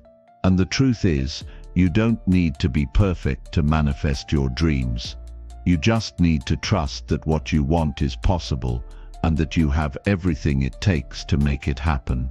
You are already more than capable. If someone else can achieve what you want, so can you. The only thing standing between you and your dreams is your willingness to believe in yourself. Manifestation also requires you to be clear about what you want. You can't just wish for success or a better life in a vague, generalized way. You need to get specific. The universe responds to clarity. If you want to manifest your dream job, your dream relationship, or the lifestyle you desire, you need to know exactly what that looks like. The more specific you are, the easier it becomes for the universe to bring it to you. Take some time to get clear on what you truly want. What does your dream life look like? What are the things you would do every day if you had unlimited resources and time? What does success look like for you? When you get specific about your goals and desires, you create a roadmap for the universe to follow. Now, here's where most people get stuck. They think that manifestation is all about sitting in a quiet room and repeating affirmations all day long. While affirmations are important, they are only one part of the process. The most powerful form of manifestation is taking aligned action. You cannot just sit and wait for things to come to you. You have to move towards them. Every step you take towards your dream is an act of faith, and each step makes the universe respond with more opportunities and resources. The universe can't bring you what you want if you're not actively moving towards it. So don't wait for the perfect moment to take action. Start now. Move in the direction of your goals, and the universe will open doors for you along the way. Another important aspect of manifestation is gratitude. You cannot manifest what you want if you're not grateful for what you already have. Gratitude is a magnetic force that attracts more of the good things in life. When you express gratitude for the things you have now, whether it's your health, your family, your home, or the small wins in your life, you create a vibration of abundance that draws in even more blessings. Start each day by expressing gratitude for what you have, and watch how your life transforms. It's like the universe says, "Oh, you like that? Here's more for you." Gratitude keeps you in a state of abundance, which is exactly the energy you need to manifest your desires. Now, let's talk about the power of visualization. Visualization is one of the most powerful manifestation tools there is. When you visualize your dreams, you are creating a vivid image in your mind of what you want. This trains your mind to focus on your goals, and it helps you feel the emotions you would experience once you've achieved them. The more you visualize your dreams, the more real they become to you. And the more real they become, the more you begin to take actions that are in alignment with them. When you visualize, you are sending a clear signal to the universe about what you want. But visualization isn't just about seeing the outcome, it's about feeling the emotions associated with it. Imagine how it will feel when you've achieved your goals. What emotions will you experience? What will you do? Feel that excitement, that sense of fulfillment, and use those emotions to fuel your belief that it's already on its way. The next key to manifesting your dreams is to let go of resistance. Often, we hold on to limiting beliefs that keep us from receiving what we want. These beliefs could be about money, love, success, or even our own worth. You have to release these limiting beliefs and open yourself up to receiving. If you continue to hold on to the thought that you're not worthy of success, that it's too late for you, or that you can't have what you want, you block the flow of manifestation. Let go of the idea that anything is impossible, because nothing is impossible when you believe in your ability to create the life you desire. Manifesting your dreams also requires patience. The universe doesn't always deliver things on your timeline, and that can be frustrating. But patience is key. Trust that everything is unfolding exactly as it should. You may not always see the progress immediately, but every step you take is moving you closer to your goal. Don't get discouraged if things don't happen right away. Manifestation isn't about instant results. It's about trusting the process and allowing things to fall into place. Keep your focus on your vision, take consistent action, and stay open to the possibilities. Your dreams are already on their way to you. You just have to be patient and allow the universe to work its magic. At the end of the day, manifestation is about aligning your thoughts, beliefs, and actions with what you want to bring into your life. It's about becoming the person who is capable of receiving the life you desire. When you believe in your dreams, take consistent action, express gratitude, and stay open to what the universe has to offer, you will be amazed at how quickly your dreams begin to unfold. The power to manifest your dreams lies within you. All you have to do is take that first step and trust the process. It's time to step into your power and start creating the life you've always imagined. Your dreams are waiting for you. Are you ready to receive them? Chapter 14. How to build a morning routine that sets you up for success. The way you start your morning can determine how the rest of your day unfolds. Imagine waking up each day already knowing you have everything it takes to succeed. Imagine feeling energized, focused, and ready to tackle whatever comes your way. That's the power of a morning routine. It's your foundation for success. It doesn't matter how many setbacks you've faced or how tough the day before was. When you establish a morning routine that aligns with your goals, you set yourself up to win every single day. You've probably heard it a million times before, but the truth is, most successful people credit their morning routines for their achievements. And here's the thing, you don't need a complicated routine or a huge block of time to see results. What you need is consistency, intention, and the right activities that energize and prepare you mentally, physically, and emotionally for the day ahead. You don't have to be a morning person to do this. What you need is a commitment to starting your day in a way that makes you feel powerful and in control. First things first, let's talk about the importance of waking up early. I'm not saying you need to wake up at 4 a.m. every day, but the key here is to wake up with enough time to set the tone for the day. Many people jump straight into their day without a moment to themselves, which leads to stress, anxiety, and a lack of control. You need time to prepare yourself mentally before the world starts demanding things from you. Waking up even 30 minutes earlier than usual can make all the difference. It gives you time to think, reflect, and set your intentions for the day. This is your time to create a sense of calm before the storm of responsibilities and distractions hit. Now, let's talk about what you should do with that precious morning time. The first thing you need is a moment of stillness. This could be through meditation, deep breathing, or simply sitting in silence.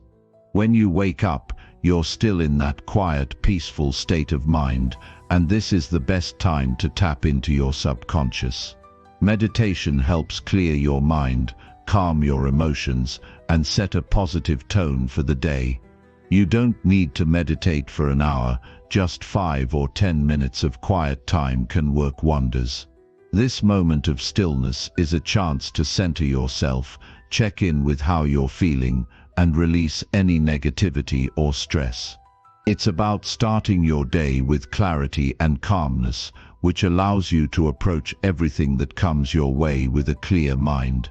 After your moment of stillness, it's time to fuel your body. What you put into your body in the morning has a huge impact on your energy levels for the rest of the day.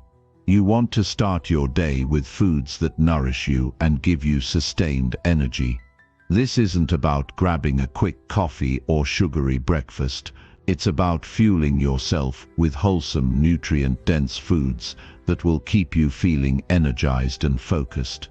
Think about foods that are rich in protein, healthy fats, and fiber, things like eggs, avocado, smoothies with greens and protein, or oatmeal with nuts. Whatever it is, make sure your breakfast is going to support you mentally and physically. Don't skip it. A good breakfast sets the stage for productivity and focus. Next, let's talk about movement.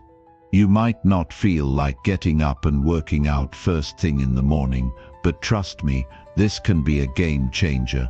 Movement in the morning doesn't have to be an intense workout, but getting your body moving helps to wake you up and increase blood flow to your brain. This doesn't mean you need to hit the gym for an hour.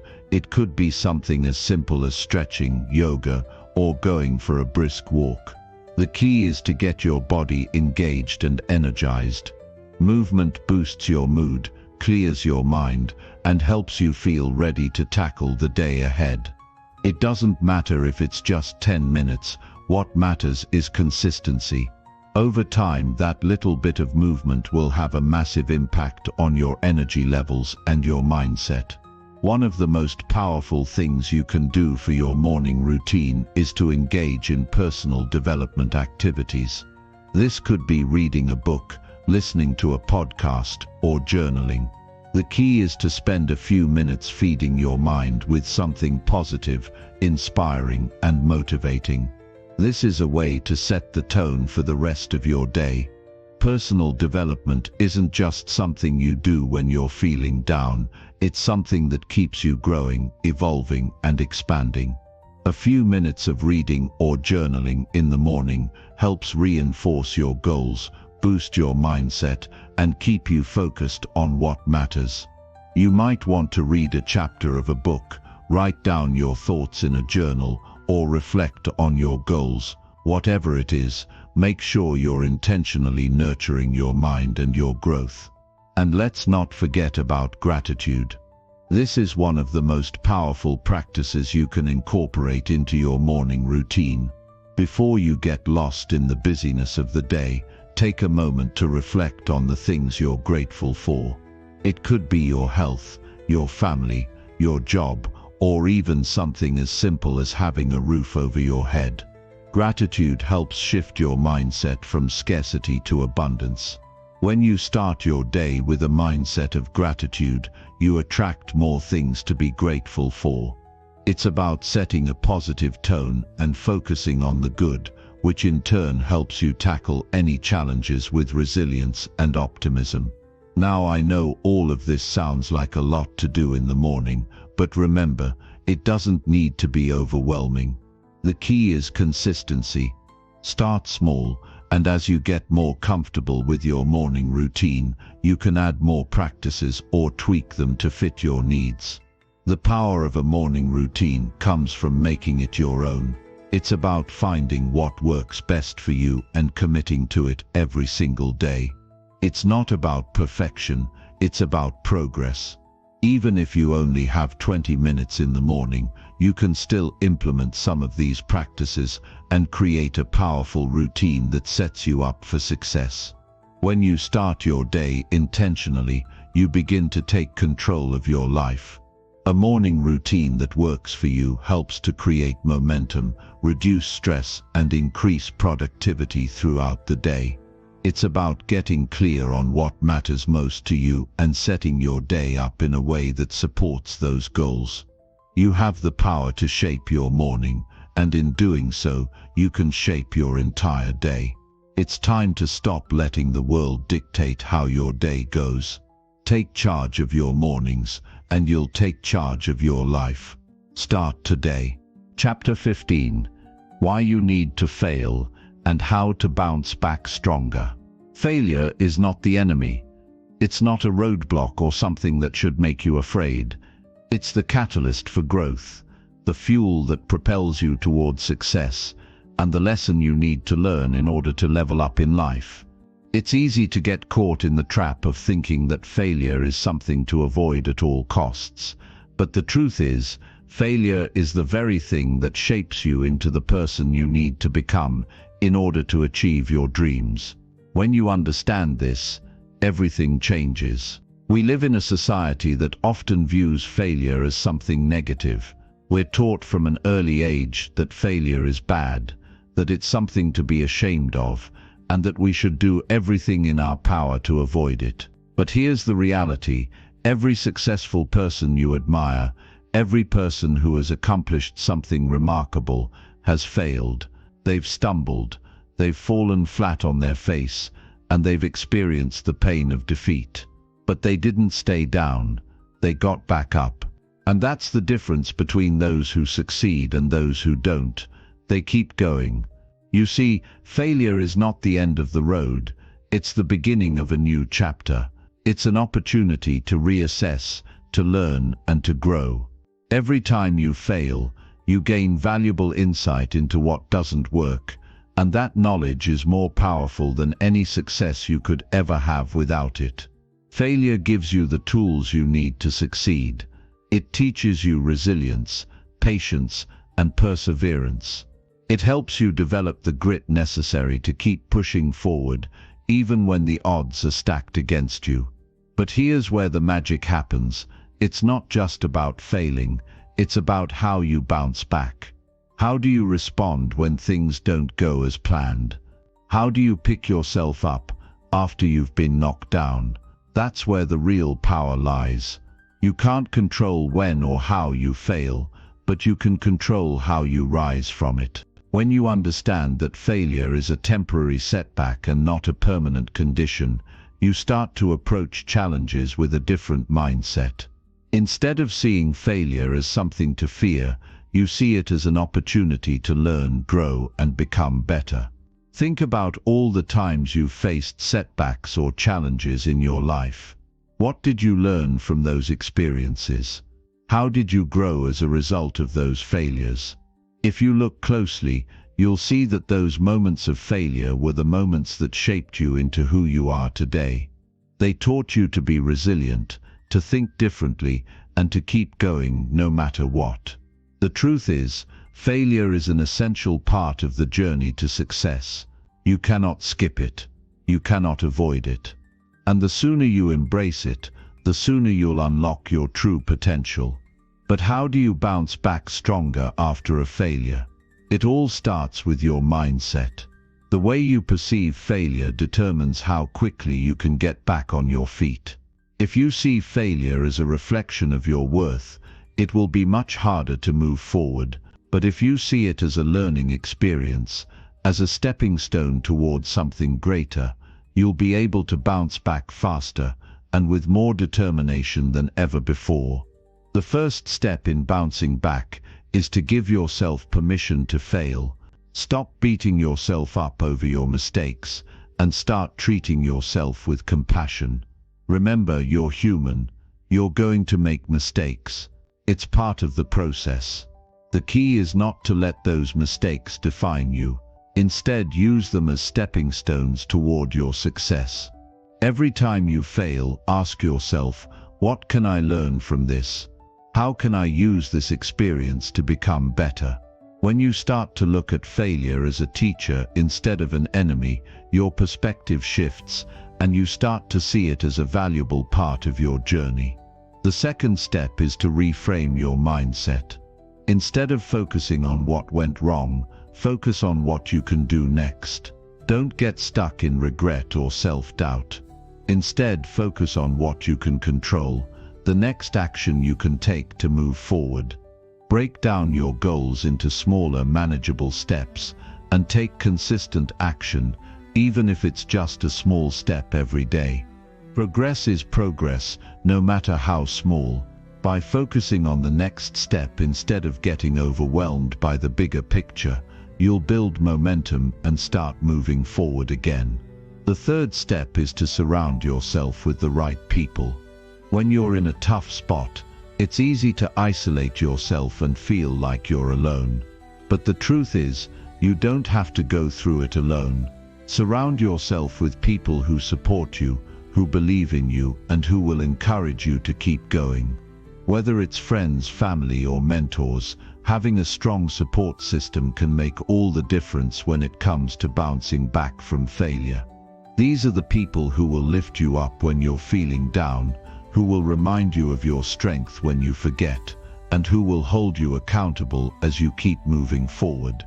The fourth step is to take care of yourself. Failure can be emotionally and mentally draining, so it's important to prioritize self-care. This means taking time to recharge, rest, and do things that bring you joy. When you're in a state of burnout or exhaustion, it's hard to think clearly and make decisions. By taking care of your physical, mental, and emotional health, you'll have the energy and clarity you need to bounce back stronger than ever. And finally, remember this: failure is not a reflection of who you are as a person. It's a part of the process, a step on the path to success. You are not defined by your failures, but by how you respond to them. The greatest successes in life often come after the biggest failures. So embrace the setbacks, learn from them, and use them to propel yourself forward. With the right mindset and the right actions, you can turn failure into your greatest strength. Don't fear failure, welcome it. Learn from it, and then rise stronger than ever before. The world is waiting for the next version of you, the version that has learned from failure and is unstoppable in the pursuit of your dreams. Chapter 16. How to attract positive energy into your life. Energy is all around us, and it's constantly shifting. Every moment, we're either absorbing or emitting energy, and it's not just the physical world that we interact with, it's also the emotional and mental energy that we draw from those around us. This energy determines the quality of our lives, our success, our happiness, and even our health. Imagine for a moment waking up every day surrounded by positive energy, feeling like the universe is working in your favor and everything just flows effortlessly. Wouldn't you want that? Of course you would. But here's the thing: attracting positive energy is not some mystical, far-off concept. It's something that you can create for yourself right now. It's in your power. The energy you put out into the world has a magnetic effect. It pulls things toward you. If you're constantly radiating negativity, doubt, or fear, you will attract more of that into your life. But if you make a conscious choice to focus on positive energy, you'll begin to notice a shift in everything around you. It's not just about wishing for good things to happen. It's about aligning yourself with the energy that you want to attract. When you vibrate at a high frequency, when your mind, body, and spirit are in harmony with positive energy, everything starts to fall into place. It starts with your mindset. Your thoughts are powerful, and the way you think directly influences the energy that you put out into the world. If you're constantly focused on the negative, you are literally feeding your brain and your energy field with that negativity. And guess what? The universe doesn't just respond to your words, it responds to the energy behind them. When you're fixated on problems, struggles, and what's not working, you begin to attract more of the same. But the moment you shift your focus, things change. The moment you choose to see the good, the possibilities and the opportunities in every situation, your energy changes, and that attracts more positive outcomes. The key to attracting positive energy lies in the ability to train your mind to see the world through a lens of possibility and abundance. It's easy to get stuck in negative thought patterns, but it's the ones who break free from those patterns who truly begin to manifest positive energy into their lives. Start by practicing gratitude every single day. Gratitude is one of the most powerful tools for raising your vibration. When you are thankful for what you already have, you signal to the universe that you are ready to receive more. Gratitude shifts your focus from scarcity to abundance, and that shift is what allows you to begin attracting positive energy. But it's not just about what you think, your actions matter just as much. Positive energy isn't just about sitting around and waiting for good things to come. It's about doing the work, putting in the effort, and being intentional with your actions. If you want to attract positivity, you must embody it. You need to be the kind of person who exudes kindness, compassion, and love. It's about how you treat others, how you show up in the world, and how you interact with everything around you. The energy you give out will always come back to you. If you want to see more positivity in your life, start by being that positive force in the lives of others. The people you surround yourself with are another major factor when it comes to attracting positive energy. Have you ever been around someone who just lights up the room? Someone whose energy is so infectious that you can't help but feel good when you're with them. That's the power of positive energy at work. The people you spend time with can either uplift you or drain you, and it's important to be mindful of who you allow into your space. If you're constantly surrounded by negativity, it will be much harder for you to maintain a positive mindset. But if you surround yourself with people who uplift you, inspire you, and encourage you, you will naturally begin to vibrate at a higher frequency. Energy is contagious, so choose your circle wisely. Another key element in attracting positive energy is taking care of your physical and mental health. The state of your body directly influences the energy you emit. When you feel good physically, you naturally project more positive energy. Regular exercise, eating nourishing foods, and getting enough rest all contribute to a higher vibration. Taking care of yourself isn't just about looking good, it's about feeling good. The more aligned you are with your physical health, the more your energy will radiate outward. And when you feel good about yourself, that confidence and self-assurance become magnetic. Meditation is another powerful tool for attracting positive energy. When you meditate, you connect with your inner self, and you open yourself up to a deeper level of awareness. This practice helps you quiet the mind, release negative thoughts, and create space for positive energy to flow freely.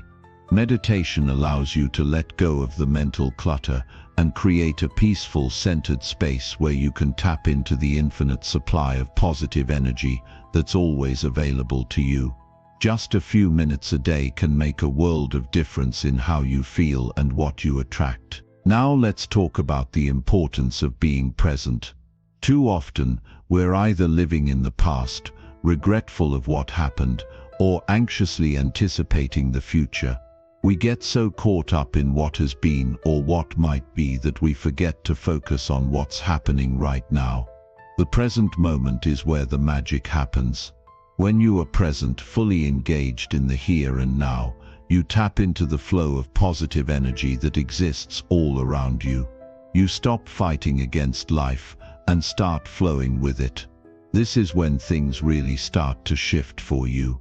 Life starts to feel effortless, and everything you want begins to gravitate toward you. If you want to attract positive energy, you have to become intentional about where you focus your attention. You can't expect to attract positivity if you're constantly consumed by negativity. Every moment is an opportunity to choose what kind of energy you want to create for yourself. If you want to attract abundance, focus on abundance. If you want to attract love, focus on love. If you want to attract peace, focus on peace. Whatever you focus on grows, so make sure your focus is on what you want, not on what you don't want. The most important thing to remember is this: the energy you put out into the world is the energy you will receive in return. Positive energy isn't something that just happens to you, it's something you create. It's a daily practice of choosing the right thoughts, making intentional actions, and surrounding yourself with the right people. The more you focus on positivity, the more positivity will flow into your life. It's the law of attraction, and it's working for you right now. The more you radiate good energy, the more the universe will respond with the same. And soon you'll find yourself surrounded by an abundance of good things, all because you made the decision to attract positivity into your life. Chapter 17. One habit that will make you unstoppable. You're standing at the edge of greatness. You feel it, right? The fire within, the urge to rise above, to crush obstacles and push boundaries like never before. You know what you're capable of, and it's like a spark waiting to ignite into something much bigger. What's the one thing that will make all of that happen? What's the one habit, the one action, that will turn you from someone who dreams of success into someone who creates it every single day? It's simple. It's discipline. Discipline is the foundation that transforms a person with potential into a force that can't be stopped. You've probably heard people talk about discipline before, but I want you to understand something crucial. Discipline is not about punishment or restricting yourself. It's about freedom. It's the freedom to do what you need to do, even when you don't feel like it. It's the ability to rise above distractions, above excuses, above the fleeting moments of laziness that everyone faces. Discipline is what allows you to turn your goals into reality, day after day, no matter the circumstances. Now, here's the truth. Discipline isn't always easy. In fact, it's rarely easy. But that's the beauty of it. It's not supposed to be. It's the challenge that sharpens you, that transforms you into someone who can handle anything life throws your way. The most successful people, the ones who are truly unstoppable, don't rely on motivation to drive them. They rely on discipline. Motivation comes and goes. It's a feeling, a burst of energy that can fizzle out just as quickly as it ignites. But discipline is a decision. It's a way of life, and it doesn't care how you feel today. It just cares that you show up, that you take action, and that you keep moving forward, no matter what. Think about it.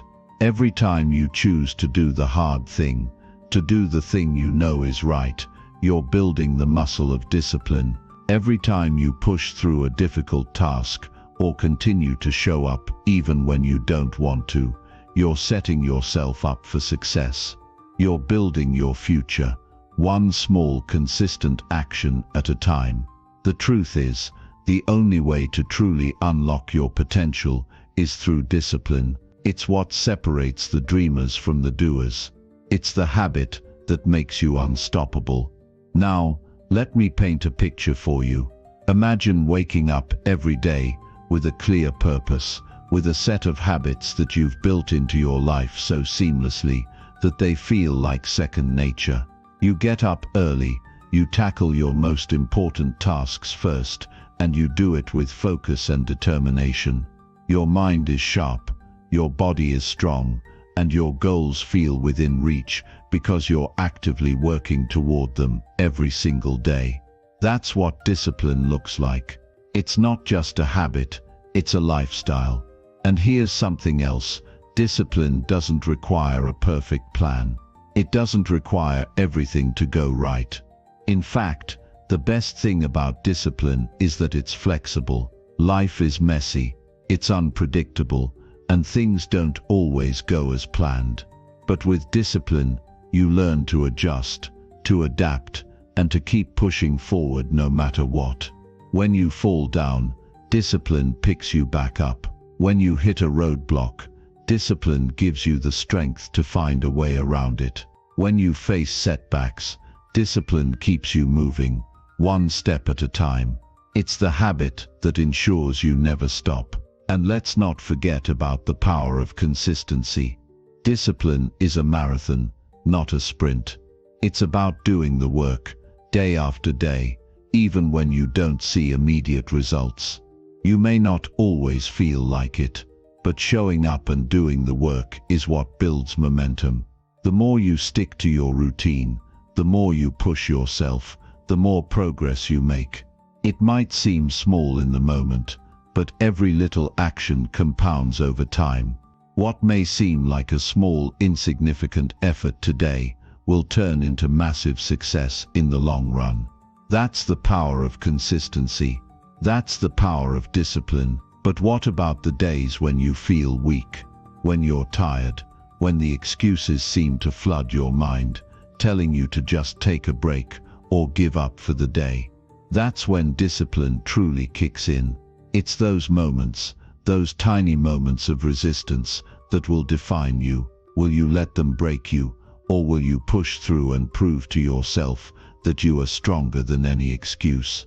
The truth is, those moments are where champions are made. The person who can push through the resistance, who can do the work even when it's uncomfortable, is the person who will win in the end. Let's take a moment to talk about what happens when you truly embody discipline. When discipline becomes your foundation, you start to see your life shift in ways you never thought possible. Your productivity skyrockets. Your confidence grows. Your energy increases. You begin to attract more opportunities, more success, and more positive energy into your life. Because discipline builds trust in yourself. The more you follow through on your commitments, the more you prove to yourself that you are someone who can be relied upon. And when you trust yourself, you unlock the ability to create anything you want. Discipline doesn't just help you achieve your goals, it helps you become the person who deserves those goals. It helps you grow into the version of yourself who is capable of achieving greatness. Think about the person you want to be. Are they someone who quits when things get tough? Are they someone who gives up at the first sign of struggle? No, they are someone who pushes through, who stays committed, who does what needs to be done, no matter how hard it gets. That person is you, but you have to make the decision to show up and be that person every day.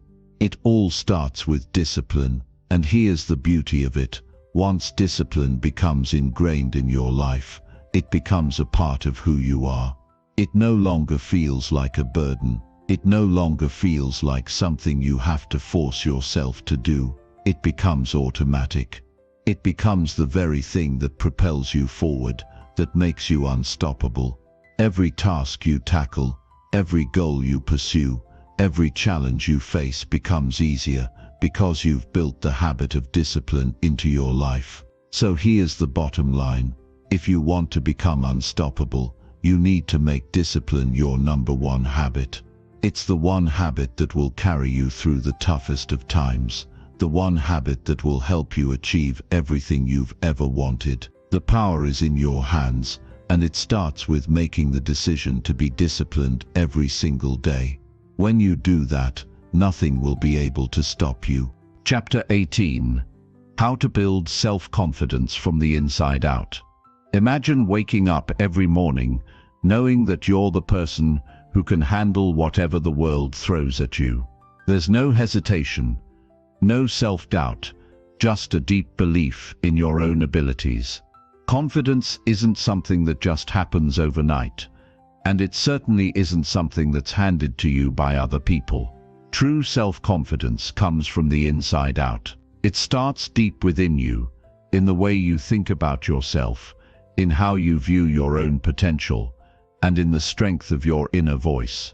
And once you've built that foundation of self-confidence from within, the world outside will start to reflect that energy back to you.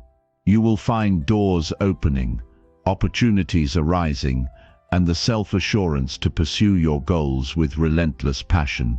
But you've got to start by looking inward. That's where it all begins. So, how do you build this kind of unshakable self-confidence? It's not about acting like you have it all together, or pretending to be someone you're not. It's about accepting yourself fully, flaws and all, and knowing that your worth isn't dependent on external validation. You have to believe, deep down, that you are enough. Right now, as you are.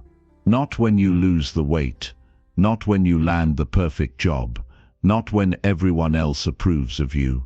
You are worthy simply because you exist. And when you embrace that, when you stop looking outside of yourself for approval and start looking inward, that's when real self-confidence begins to take root.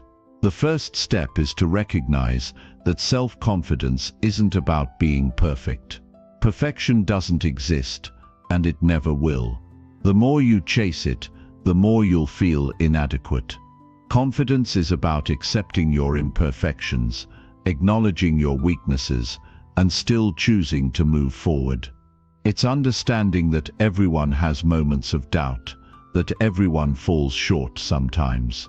But it's how you bounce back from those moments, how you choose to keep going despite them, that shapes your confidence.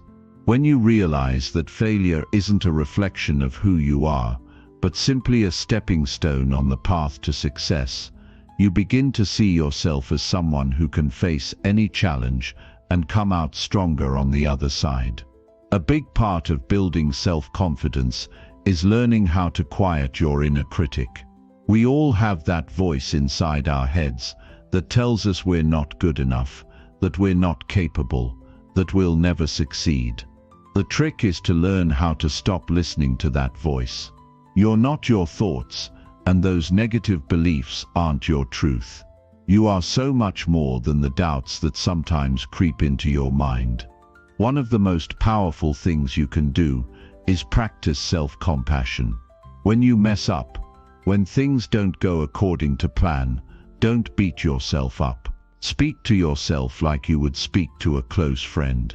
Encourage yourself, lift yourself up, and remind yourself that this moment is just a moment. It doesn't define you. Another key to building confidence is taking consistent action. Confidence doesn't just appear out of nowhere. It's built over time through small, everyday victories. Every time you take action, no matter how small, you prove to yourself that you're capable. You start to trust yourself more. You start to realize that you don't need to wait for the perfect moment or for everything to be aligned perfectly. You just need to take that first step. And once you do, the next step becomes easier. Action builds momentum, and that momentum fuels your self-belief. The more you act, the more confident you become. Visualization is another powerful tool to build confidence. Spend time every day imagining yourself succeeding, seeing yourself doing the things you're afraid of doing, and visualizing the outcome you want. When you visualize yourself achieving your goals, your mind starts to believe it's possible. You start to see yourself as someone who can do hard things, someone who is worthy of success. The more you see yourself succeeding in your mind, the more your confidence grows. It's like you're programming your subconscious mind to believe in your potential. And when you truly believe in yourself, the world can't help but start to reflect that belief back to you. A big part of building inner confidence is taking care of your body too. Your physical health has a direct impact on your mental and emotional well-being.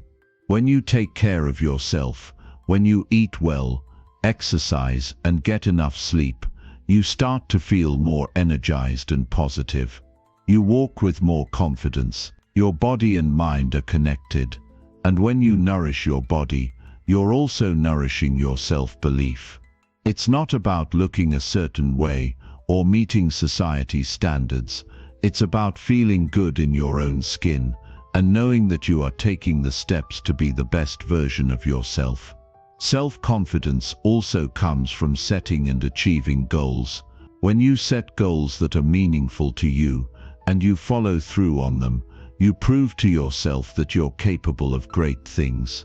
You gain trust in your own abilities.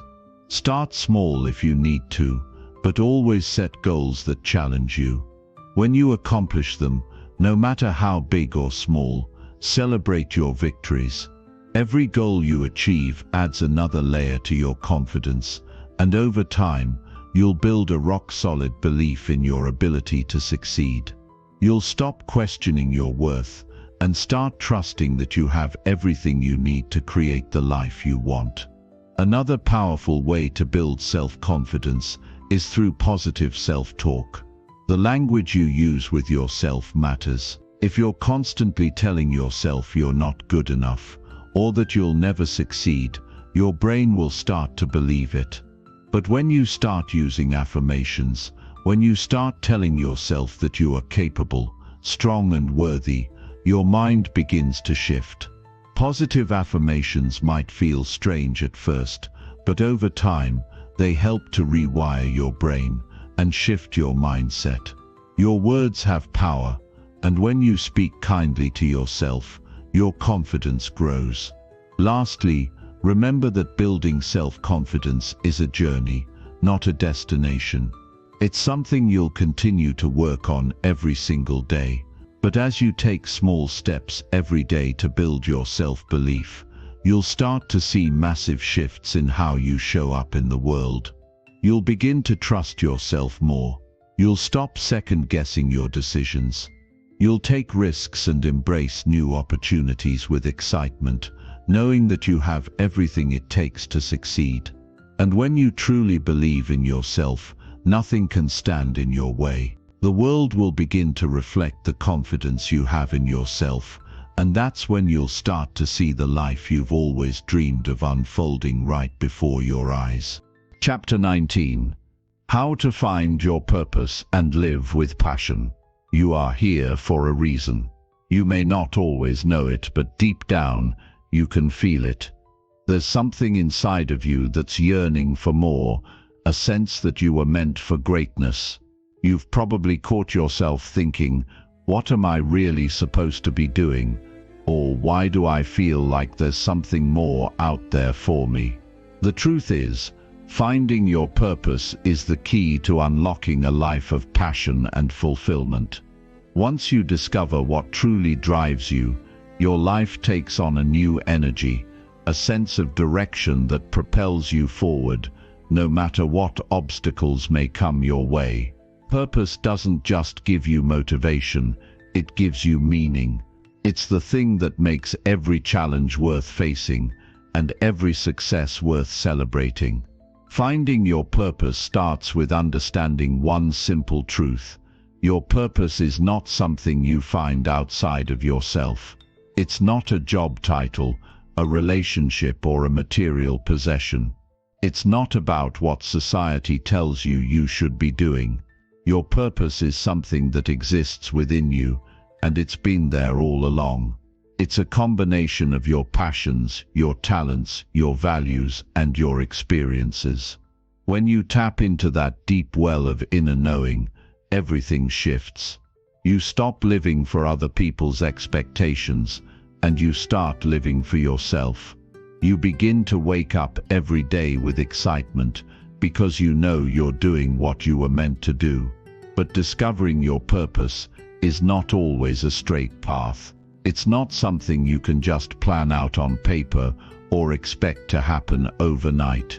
It's a journey, and sometimes it's a messy one. There will be moments of doubt, moments when you question if you're on the right track, and moments when it feels like you're not getting any closer to your goal. But this is part of the process. The key is to stay committed to the journey, to trust that your purpose will unfold as long as you keep moving forward. The more you explore, the more you experiment, and the more you listen to your inner voice, the clearer your purpose becomes. Start by looking inward. Ask yourself, what makes me come alive? What lights a fire inside of me? What am I passionate about? These aren't just surface-level questions. They are the keys to unlocking your true purpose. When you answer these questions honestly, without fear or judgment, you begin to understand what drives you at the deepest level. Maybe it's helping others. Maybe it's creating something new. Maybe it's solving problems or sharing knowledge. Your purpose might be tied to your greatest strengths, or it might be the thing you've always wanted to do but were too afraid to pursue. Whatever it is, trust that it's unique to you and that you have everything it takes to make it a reality. But it's not just about identifying your passions. It's about aligning those passions with your values and the impact you want to have on the world. Purpose doesn't exist in a vacuum. It's about contributing something meaningful to others, about using your gifts and talents to make a difference. When you discover how your passion aligns with your values, that's when the magic happens. That's when you begin to feel a sense of fulfillment, because you know that your work is not just about you, it's about making the world a better place. Living with passion doesn't mean that every day will be easy, or that everything will fall into place perfectly. Passion is about commitment. It's about getting up every day and doing the work, even when it's hard, even when you don't feel like it, and even when you encounter setbacks. But here's the thing, when you're living your purpose, when you're doing what you love, the challenges don't feel as heavy. You're fueled by something deeper, something that makes every sacrifice worthwhile. And when you begin to see the progress, when you begin to make an impact, that passion grows. It becomes unstoppable. One of the biggest barriers to finding your purpose is fear. Fear of failure, fear of judgment, and fear of stepping into the unknown. But the truth is, fear is part of the process. If you're not afraid, you're not growing. If you're not uncomfortable, you're not evolving. Don't let fear hold you back from discovering the life you were meant to live. Instead of letting fear control you, let it motivate you. Let it push you to take action, to step into the unknown, to face the challenges head-on. Fear is simply a sign that you're on the right path. It means you're pushing the boundaries of what you think is possible. And that's exactly where growth happens. The other part of this journey is embracing the idea that you are worthy of living your purpose.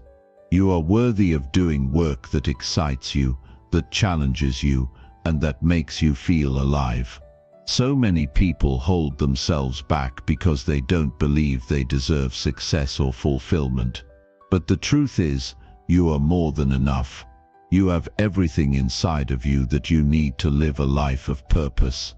You just have to believe in yourself and trust that you are capable of achieving great things. Another powerful way to connect with your purpose is through service to others. When you start thinking about how you can help others, how you can make a difference in someone else's life, you begin to see your own purpose more clearly. Serving others doesn't just benefit them, it also brings you immense fulfillment. There's something deeply rewarding about knowing that your work has a positive impact on the world. The more you focus on helping others, the more you'll discover how your purpose fits into the larger picture of life. And as you continue to serve, you'll find that your passion grows, your confidence builds, and your sense of purpose becomes clearer than ever.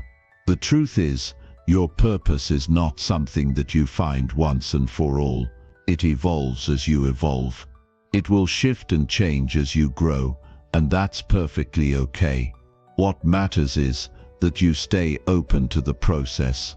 You stay open to the lessons, to the growth, and to the opportunities that come your way. When you commit to living with purpose, when you make the decision to follow your passion every single day, you will look back one day and realize that everything you've experienced, every challenge, every victory, every moment of doubt, was all part of your journey toward living a life of meaning. In the end, finding your purpose and living with passion is the most liberating thing you can do. It's not about finding the perfect answer, it's about starting the journey. It's about taking the first step, and the next, and the next. And when you do, you'll find that the life you've always dreamed of is waiting for you. All you have to do is step into it with confidence, with passion, and with the unwavering belief that you are exactly where you need to be. The world needs your gifts, your talents, and your passion, and once you step into that, everything will fall into place. You'll realize that living with purpose was never a destination, it was the journey all along. Chapter 20. Ultimate Guide to Changing Your Life in 30 Days. You have the power to change your life. Right now, in this moment, you have everything you need to transform your life in ways you've only dreamed of. It all starts with a decision to make a change, a decision to take control. That's what will set the wheels in motion. It's not some magic formula or a secret you're missing. It's the power within you, the power to shift your mindset, to build new habits, and to commit to the life you deserve. Change doesn't have to be slow or painful. It can happen in just 30 days if you're ready to put in the effort and follow the process. The first step is to set a clear intention. If you want to change your life in 30 days, you need to know exactly what that change looks like. It's easy to say you want to be healthier or more successful, but what does that really mean for you? Get specific. What does your healthiest self look like? What does success mean to you? For some, it may be losing weight, getting a promotion, or waking up earlier. For others, it might mean mastering a new skill or overcoming a fear. Whatever it is, make sure you have a clear vision. Without a clear vision, you'll be wandering without direction, and change will remain out of reach. Once you have your vision, break it down into manageable steps. The idea of changing your life in 30 days can feel overwhelming, but it's important to remember that change happens incrementally. It's not about trying to do everything at once. It's about taking one step after another, every single day toward your goal. Think about the person you want to become. What do they do differently? What habits do they have? What do they believe? Start small. Focus on the things you can do today to start building the foundation for the person you want to be. These little actions will add up over time, and before you know it, you'll be living the life you once only imagined. But it's not just about taking action. It's about taking action with intention and consistency. Consistency is what separates those who see real results from those who fall short. You've probably heard that it takes 21 days to form a habit, but I believe that 30 days is the perfect time frame to truly shift your mindset and your life. When you commit to something for 30 days, you create momentum. You create a habit, and that habit starts to define your identity. You begin to see yourself as someone who shows up, who takes action, and who does the work every day. That's when the magic happens. When you become the type of person who makes progress every day, no matter how small, you begin to see results that are truly life-changing. Now let's talk about mindset. Your mindset is the foundation of everything. If you believe that change is possible, if you truly believe that you can transform your life, then you are halfway there. But if you have doubts, if you're still holding on to old beliefs that you're not good enough, or that change is too hard, then you're going to struggle. The key is to shift your thinking. Stop seeing yourself as someone who is stuck in their current circumstances. Instead, see yourself as someone who is evolving, growing, and taking control of their life. Your thoughts are powerful. What you believe about yourself is what you'll become. So start thinking of yourself as the person you want to be. Believe in your potential. Believe that you can make this change happen. When you shift your mindset, the results will follow. Along with your mindset, you need to develop a daily routine that supports your goals. Change doesn't happen by accident. It happens when you intentionally make the time and space for it. That's why a routine is so important. It's not just about waking up early or setting a to-do list. It's about setting yourself up for success every day. Start by committing to a morning routine that aligns with your goals. Whether it's exercising, meditating, journaling, or simply planning your day, make sure your morning routine sets the tone for your entire day. When you start your day with intention, you're more likely to follow through with the actions that will lead to change. And when you create a routine, you begin to build a system that works for you, that helps you stay on track and focused on your goals. But here's the truth, it's not going to be easy. There will be days when you want to quit, days when you feel like nothing is working, days when you question if you're even capable of changing. And that's okay, those days are part of the process. What matters is that you don't give up. Keep going, push through the discomfort. Embrace the challenges. The struggle is where growth happens. It's not about perfection, it's about progress. Every time you push through, every time you take another step forward, you get closer to the person you want to be. So when things get tough, and they will, remind yourself of why you started. Stay focused on your vision and keep moving forward. Because on the other side of that struggle is a life that you've worked hard to create. And let's not forget the power of accountability. Having someone or something to hold you accountable is one of the most powerful tools you can use to stay on track. Whether it's a friend, a mentor, a coach, or even tracking your progress in a journal, accountability helps you stay committed to your goals. It keeps you focused, and it reminds you of the progress you've made. If you don't have someone to check in with, start by checking in with yourself. Write down your goals, track your progress, and celebrate your wins, no matter how small they seem. These little victories will help keep you motivated and remind you that change is happening. As you move through the 30 days, you're going to notice shifts. At first it may feel like nothing is changing, but trust me, it is. Your mindset is shifting. Your habits are becoming ingrained. Your routine is becoming a part of who you are. And that's when you start to feel different. That's when you start to see the world differently. You'll find yourself becoming more confident, more focused, and more driven. You'll begin to see opportunities that you didn't notice before. You'll start making decisions that align with your goals.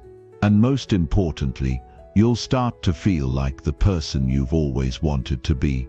Remember, change doesn't happen overnight.